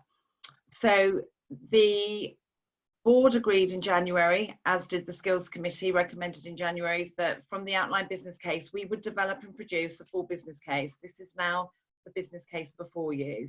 This business case has been developed in line with the Treasury 5-case process. We've taken it to the Skills Committee and it was approved at the Skills Committee, ratified at the Skills Committee on the 6th of July. Part of the business case is around the HE provider, the academic delivery partner, and the operational model that they're going to use to develop the curriculum of the new university. Obviously, since writing this paper, we have had a very successful launch of the HE partner, and I think everybody is now aware that we are looking to work with Anglia Ruskin University and to open the doors in September 2022 for a new employment-focused university, which will be known as ARU Peterborough. So a lot of exciting work has gone on. The planning permission has also gone in for this project, went in on Friday. So happy to take any questions that the floor has. Thank you very much. Kim, Councillor Holditch. Unfortunately, we're not benefiting from your wisdom. Yeah. Hello, Kim. You were on holiday, I was told. I am on holiday. And I'm on your board. There you go. That's the dedication of the staff, you know. Oh, absolutely. Absolutely. But yes, Mr. Mayor. But I mean, we inherited. I know I've been at it for about 7 years. We inherited a scheme that was going nowhere from the LEP. And when you and I came together, we gave the ones that were doing it 6 months to come up with something, and it didn't happen. And thanks to your intervention, we've made it happen. And I really want to emphasise to everybody, I don't think this would have happened if it wasn't for the combined authority, yourself and John T. Hill and indeed Kim, because and I must include Mace in that as well, because I think they've been quite brilliant in bringing this forward so quickly. So it's been a dream for Peterborough, and I think it's the best thing that's happened to Peterborough in the last 50 years. And who would have guessed that we would have phase 2 this early? If it wasn't back the government's build out and better money, and which is given to the combined authority to do, I don't think we would have had this for another 5 years on phase 2. So brilliant. Thank you very much. I'd like to also pay tribute to the business board because there was some questions around the business case of whether it was robust enough and whether it took account of COVID. And they set up and asked some very searching questions and satisfied themselves that this business case is indeed fit for the purpose now and for the future. So thanks to everybody. It's a great fillip for our city. Thank you, Councillor Holditch. Mr. Adams. Yeah, thank you, Mayor. Yeah, just to elaborate a little bit on John's comments, the business board were very interested in understanding the economics of this, setting aside all the emotive issues. Just from an investment point of view, did this really make sense, and to what extent would it be sustainable, and what were the risks? And I just wanted to give the other board members the comfort that all of those doubting Thomases were reassured when we actually got under the covers and had the opportunity to talk to the delivery partner. They were good enough to share their detailed investment model, and we went away and we synthesized that. We ran through a number of different scenarios to pressure test it and came up with a very positive response. And ultimately, This proposal received the full and unanimous support of everyone on the business board to carry it forward. I very much look forward to seeing it happen. Thank you. Thank you very much. There are no other speakers, and I know that Councillor Holditch would like to propose this. And can I assume, Austin, from your intervention, that you would be happy to second? Thank you very much. I will go through this because it is significant importance, I think, to not just to Peterborough itself, but the wider economy. All those please in favour. Austin Adams? Yes, James. Yeah. Councillor Bailey? Support, yeah. Councillor Bowden? Support. Councillor Count? Support. Councillor Fuller? Support. Councillor Herbert, he's not here. Councillor Holditch? Definitely support, Mr. Mayor.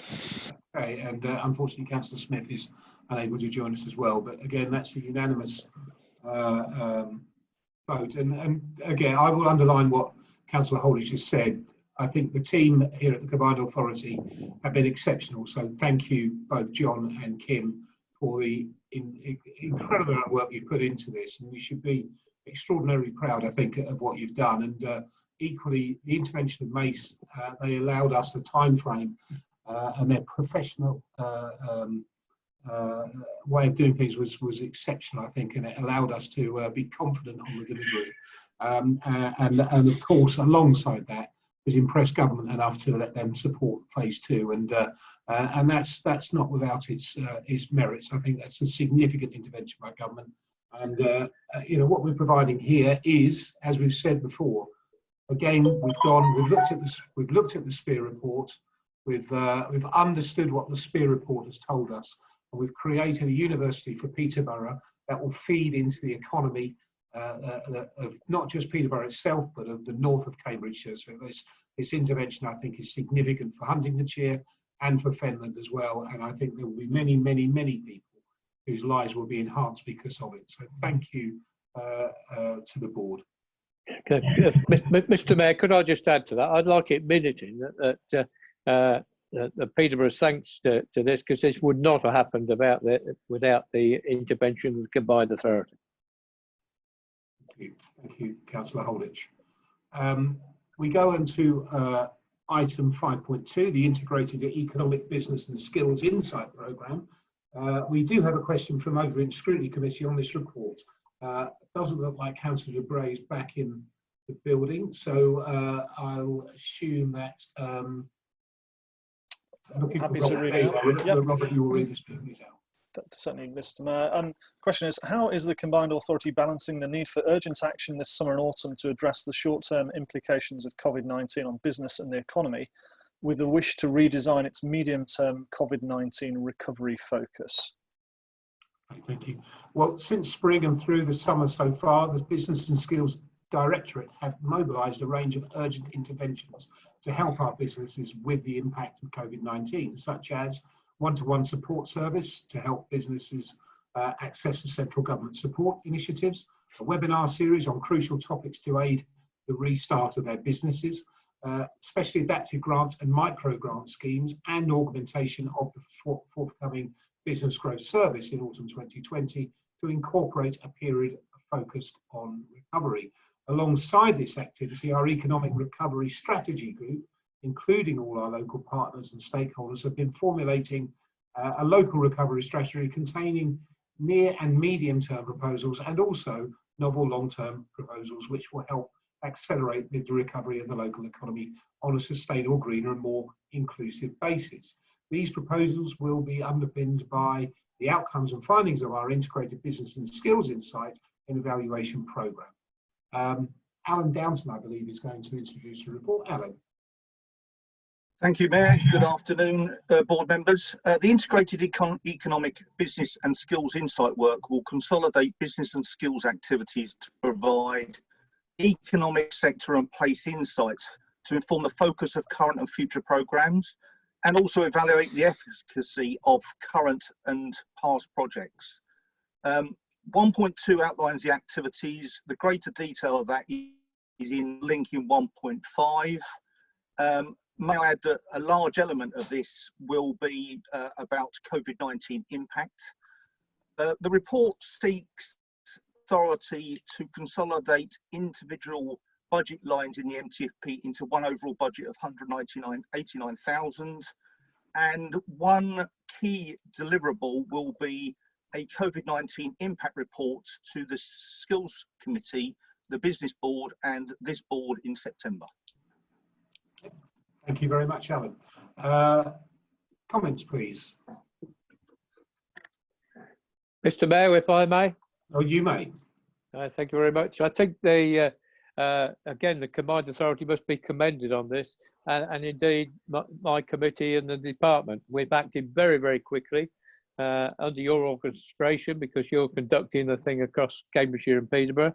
And I think when we come out in September, we'll come out with some very good proposals. Not to say we're standing still, we are doing stuff as we go along as well. Yep, okay. Any further comments?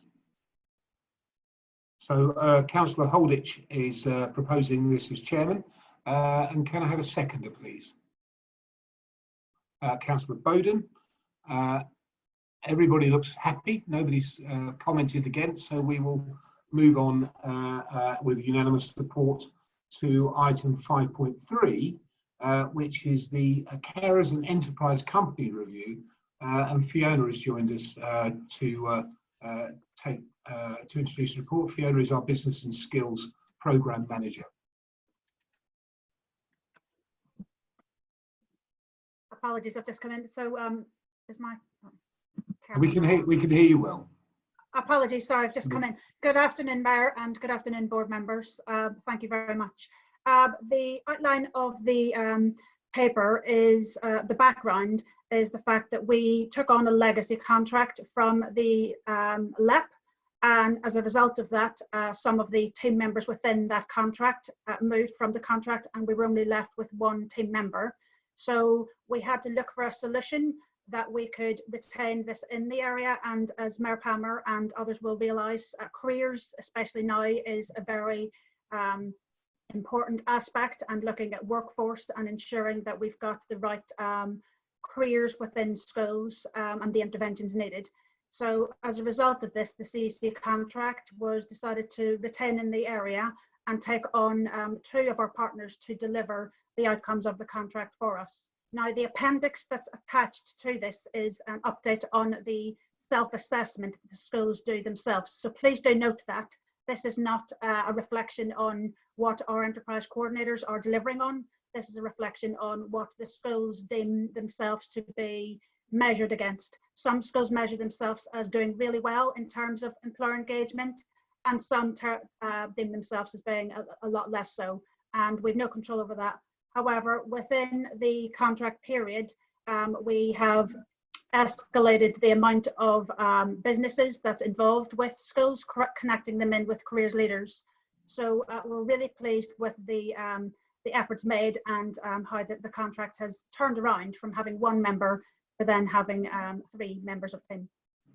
So the recommendations to the board is to note the annual review for the enterprise company contract, and also to note an update on the decision made to get external delivery partners to deliver the contract from last May. I'm happy to take questions. Any comments, members? It seems that the board are very satisfied with the work you've done, so thank you very much. And we are duly noting the report, so thank you. So we go on now to item 5.4, which is Growth Company Corporate Governance. Alan, I believe you're introducing the report. Thank you, Mayor. On the 27th of November 2019, the CPCA board endorsed the Business Growth Service Outline Business Case and agreed to the establishment of Growth Service Management Company, GrowthCo, initially to be owned a subsidiary of Angle Holdings. As you will appreciate, the purpose of the Growth Company will be to manage the growth service, its delivery fund, and with it procure the delivery of the growth service itself from the private sector. With the report, we've attached Appendix 1, which is a business case, and Appendix 2, which is a business plan. The full business case for the Business Growth Service is being developed as we speak and will be presented to the Skills Committee, Business Board and CA Board in September 2020. Thank you. Thank you very much. Any comments, members, at all?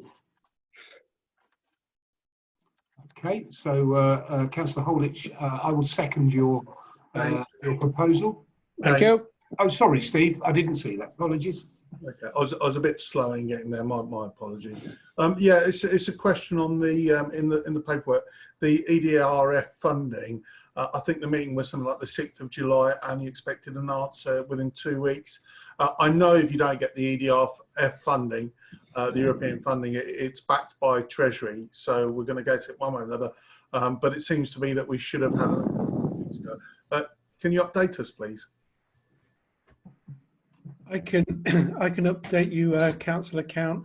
Yeah, the ERDF element of the funding has gone through the approvals process. We are negotiating a contract. We will be coming, I will be presenting at this board in September the full business case for the Business Growth Service, and at that point I hope to have something in writing from MHCLG around that ERDF funding and when it is likely to land to us. What I will say is that as I'm sure you know, ERDF funding and contracting between point of approval of a project and actual start is famously long.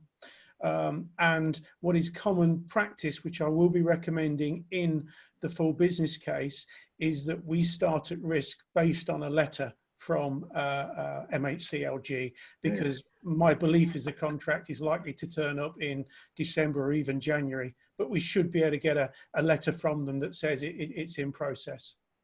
Thank you very much, John. Yeah, I'll be supporting this. Thank you. So Councillor Holditch is proposing. Do we have a seconder? Councillor Count.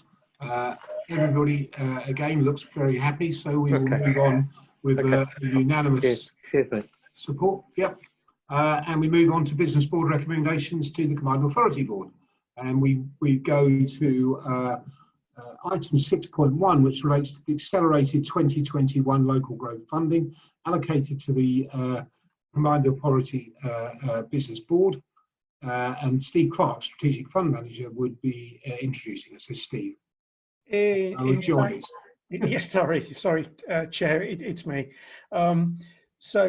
Members, accelerated access to the 2021 Local Growth Fund budget allocation amounting to 14.6 million has been offered to the Business Board by the Cities and Local Growth Unit.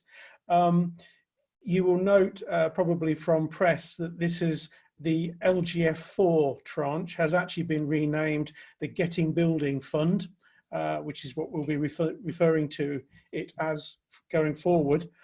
Proposals were discussed for the use of this allocation at an extraordinary meeting of the Business Board on the 9th of July, where they were unanimously endorsed.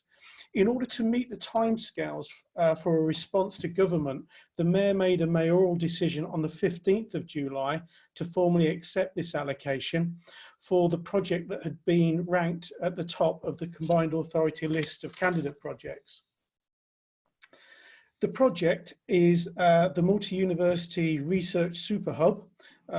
This project is the creation of an enhanced wraparound innovation ecosystem for the recently announced new university in Peterborough.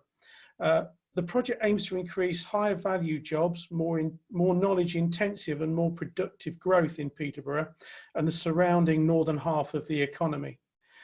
Changing the spatial distribution of economic growth and supporting an increase in innovation-based growth across the whole of the economy was a key recommendation from the SPEAR and is now more important than ever with the impacts of COVID, and that's exactly what this project aims to do.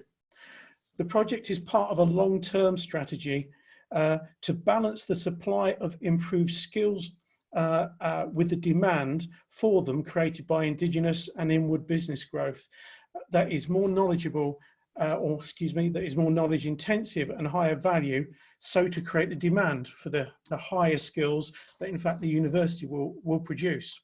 In this case, this means the removal of the higher education cold spot in Peterborough and the north to generate more skills focused on those higher value growth sectors, specifically and especially high value manufacturing and digital.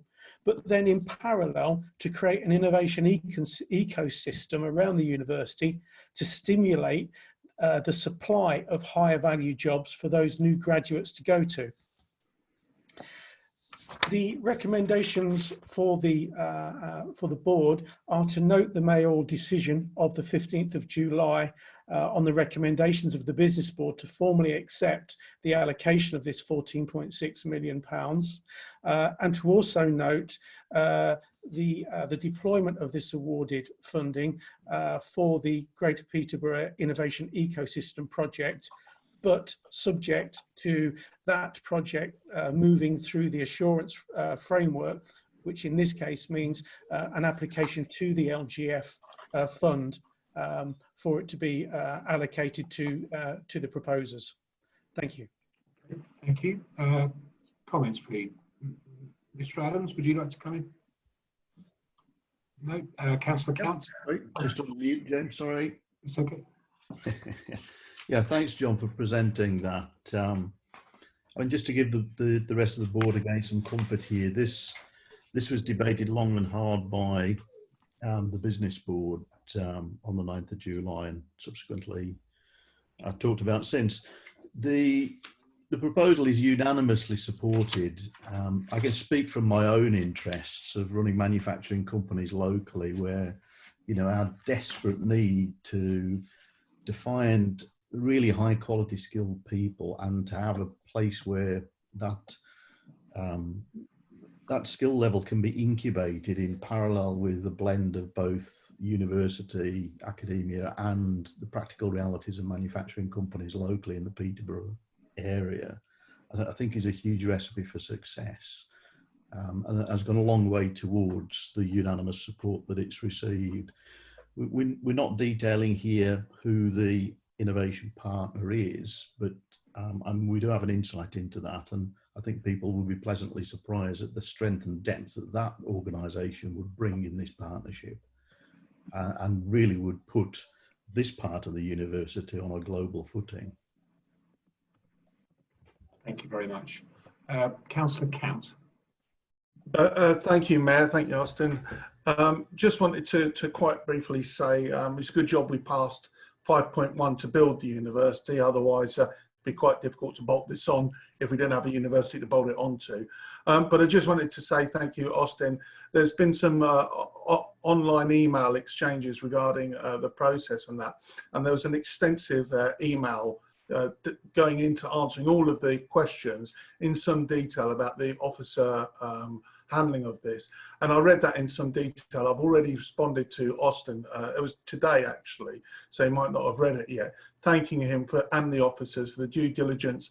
And when people get that email, I think they're going to get a lot of comfort from the professional and business-like manner that the board, the business board behaves, and the officer support it gets. It makes very clear reading that this was the decision-making process was very thorough. So thank you, Austin, and thank you for sharing that level of detail. Thank you. Councillor Holditch. Yeah, I support that, Mr. Mayor, and also that this money for phase 2 was hard fought. It took us about a month to get this, with the City Council and the combined authority having to sing for their supper, and it didn't just land in our lap. We had to give guarantee that we'll have this open at the same time as the university as well. Yes, so it's damn good news, if I may be allowed to say so, and congratulations again to all involved. And I hope that the members of the board will be happy to note the allocation of 4.6 million, and I'm sure you are. So thank you very much. Duly noted. So we move on to, and I believe Councillor Holditch has to go. I just want to check with Robert that we will still be quorate, bearing in mind we have 3 members down. Yeah, so we've got 5. We're still quorate. Just looking to see if we've got any special voting items. I don't believe we have, so we're able to continue, Chair. Okay, thank you very much. You are excused, Councillor Holditch. Thank you. I've missed 2 meetings already. I can't miss this next one. Okay, thanks. So we now move on to item 6.2, which is Growth Deal Project Proposals 2020, July 2020. This report contains 6 appendices which are exempt from publication under paragraph 3 of part 1 of Schedule 12A of the Local Government Act 1972 as amended, in that it would not be of the public interest for this information to be disclosed. Information relating to the financial or business affairs of any particular person, including the authority holding that information, cannot be disclosed. So if any members of the board want to discuss the information contained in those appendices, we will need to consider whether to go into private session. Does any member want to discuss the exempt appendices? No. Okay. So when the Combined Authority takes decisions as an accountable body, it is committed to acting in line with our assurance framework and the interests of the Cambridgeshire and Peterborough area as a whole, and taking decisions based on the recommendations of the business board. So we now go to Steve again. Steve is here now. Confused me earlier. So Steve, hi, Strategic Funds Manager. Would you introduce the report, please? Yes, hi. Good afternoon, Mayor and Board. I'll keep it fairly brief in the interest of time. The Business Board on the 27th of July considered 3 projects for the remaining 4.3 million of local growth fund that it had available left to allocate. Of the 3 projects, having been through the local assurance process, arriving at a ranking score, the 3 projects were ranked 1, 2 and 3, as you will see in the table at 2.11 in the paper. The first project ranked 1 was the LGF investment of 999,000 in the Cambridge Autonomous Metro SPV. The project ranked 2 was the refurbishment of Huntingdon Regional College campus, brought forward by Cambridge Regional College. This was a request for a grant of 2,996,000, and the project rank 3 was the Northstowe Enterprise Zone Catalyst project, brought forward by South Cambridgeshire District Council.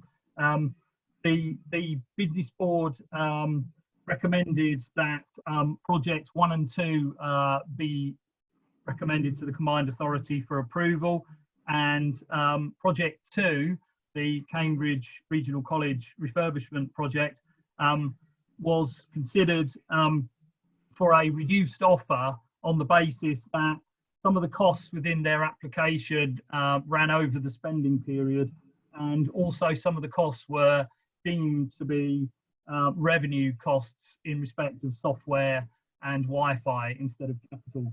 So the recommendation was for a reduced offer, a grant of 2.5 million. So they're the 2 projects. I'll leave it there in terms of recommendation, but happily answer any questions on those projects. Any questions, members?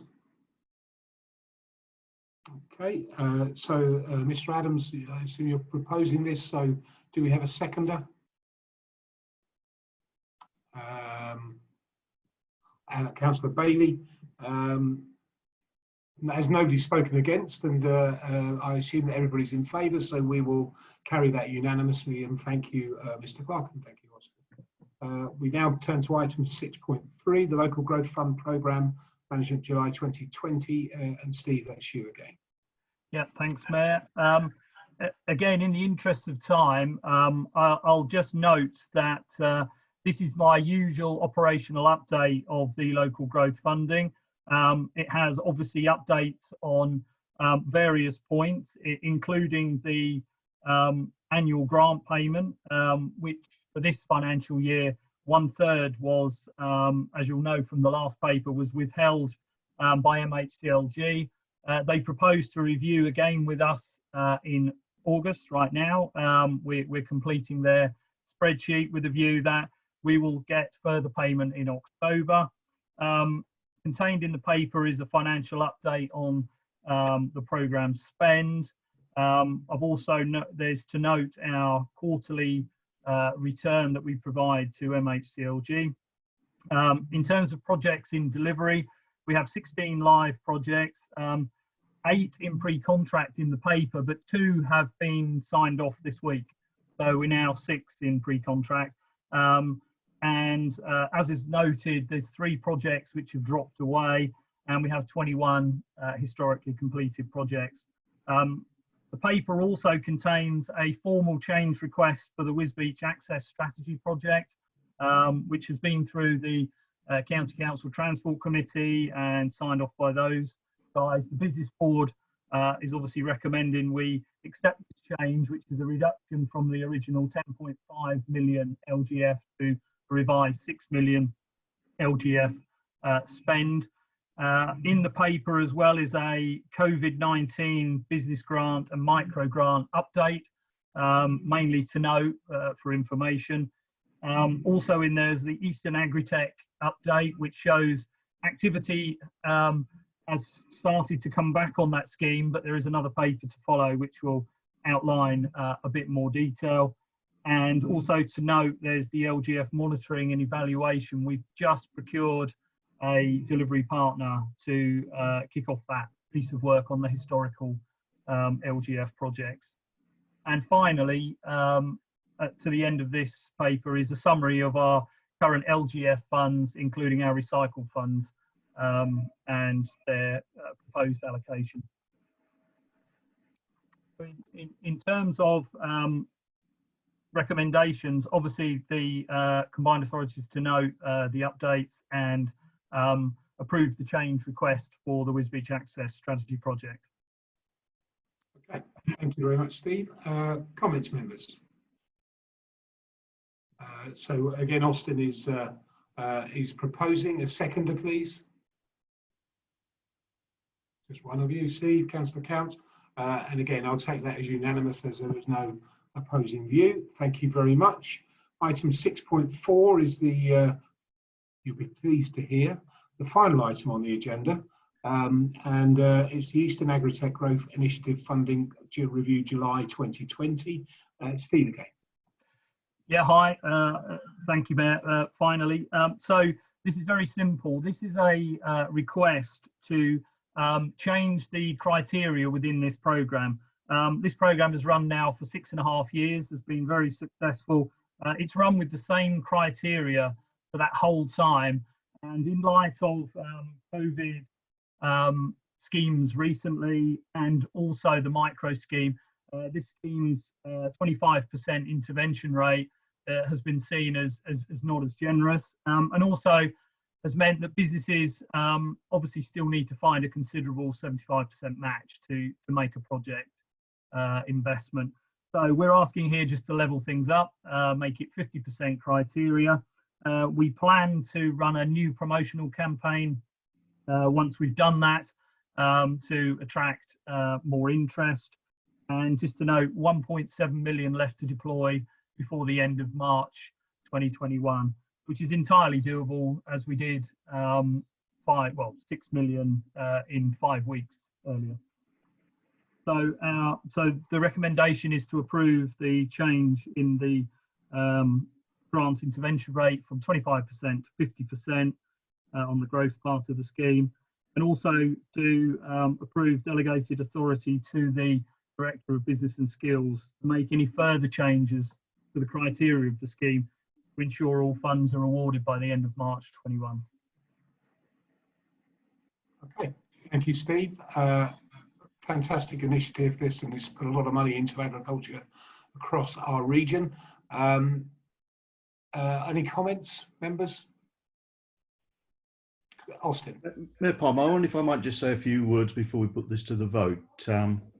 Just in recognition of all the hard work that the officers have been churning through over the last few months now, but just to consider wrestling with COVID-19, we've got projects that were scheduled to complete March 21, some of which haven't been able to make it, so they've had to be revisited. We've had to then find new sources of projects to allocate that funding so that it doesn't disappear from us. In and amongst that, they've had to wrestle with new asks from government to find suitable shovel-ready projects in short order and put those proposals together, and have been very successful doing that. And it is a very, very agile environment that we've created in amongst the officers and how they operate to wrestle with all of those things. I just wanted to make a comment about, just coming back to Councillor Count's comment earlier about you know, integrity, fair play and process.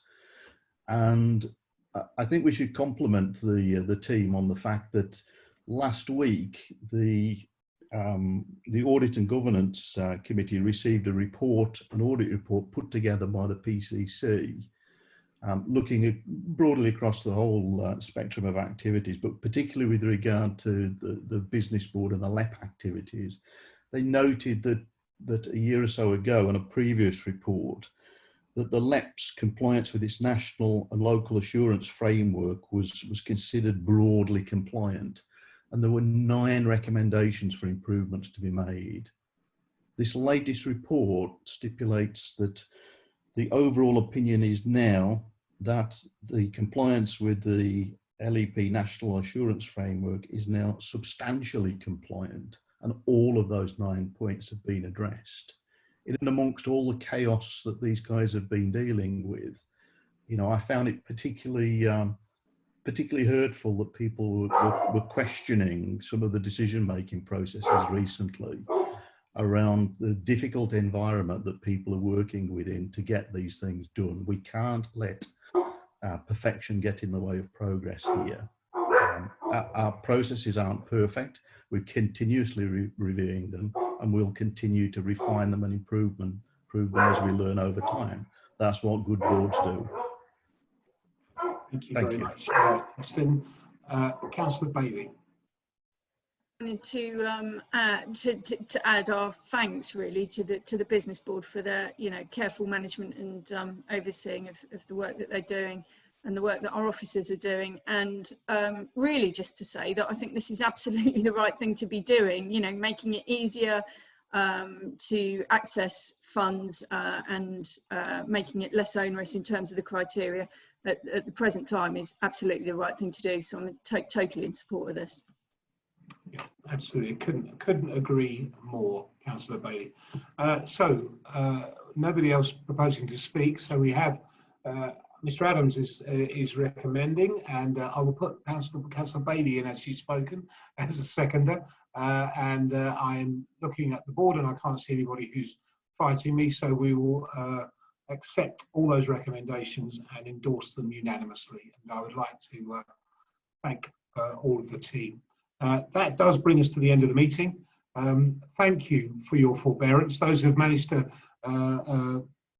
go to the end, we should have one of those end of prom parties like they did in, if you've lasted through the night or whatever. I never managed to get to one, but I've seen the pictures. But I think the thing is, sometimes these board meetings are long, but what we are doing is exceptional for the people of Cambridgeshire and Peterborough, and that's the whole point of us being here. It is about improving people's lives. It's about improving opportunities for business and creating solutions to problems that people have. And I believe that this meeting has been another one of those where we've been able to do that. So thank you all, and we will see you, I hope, face to face on the 30th of September. Thank you all.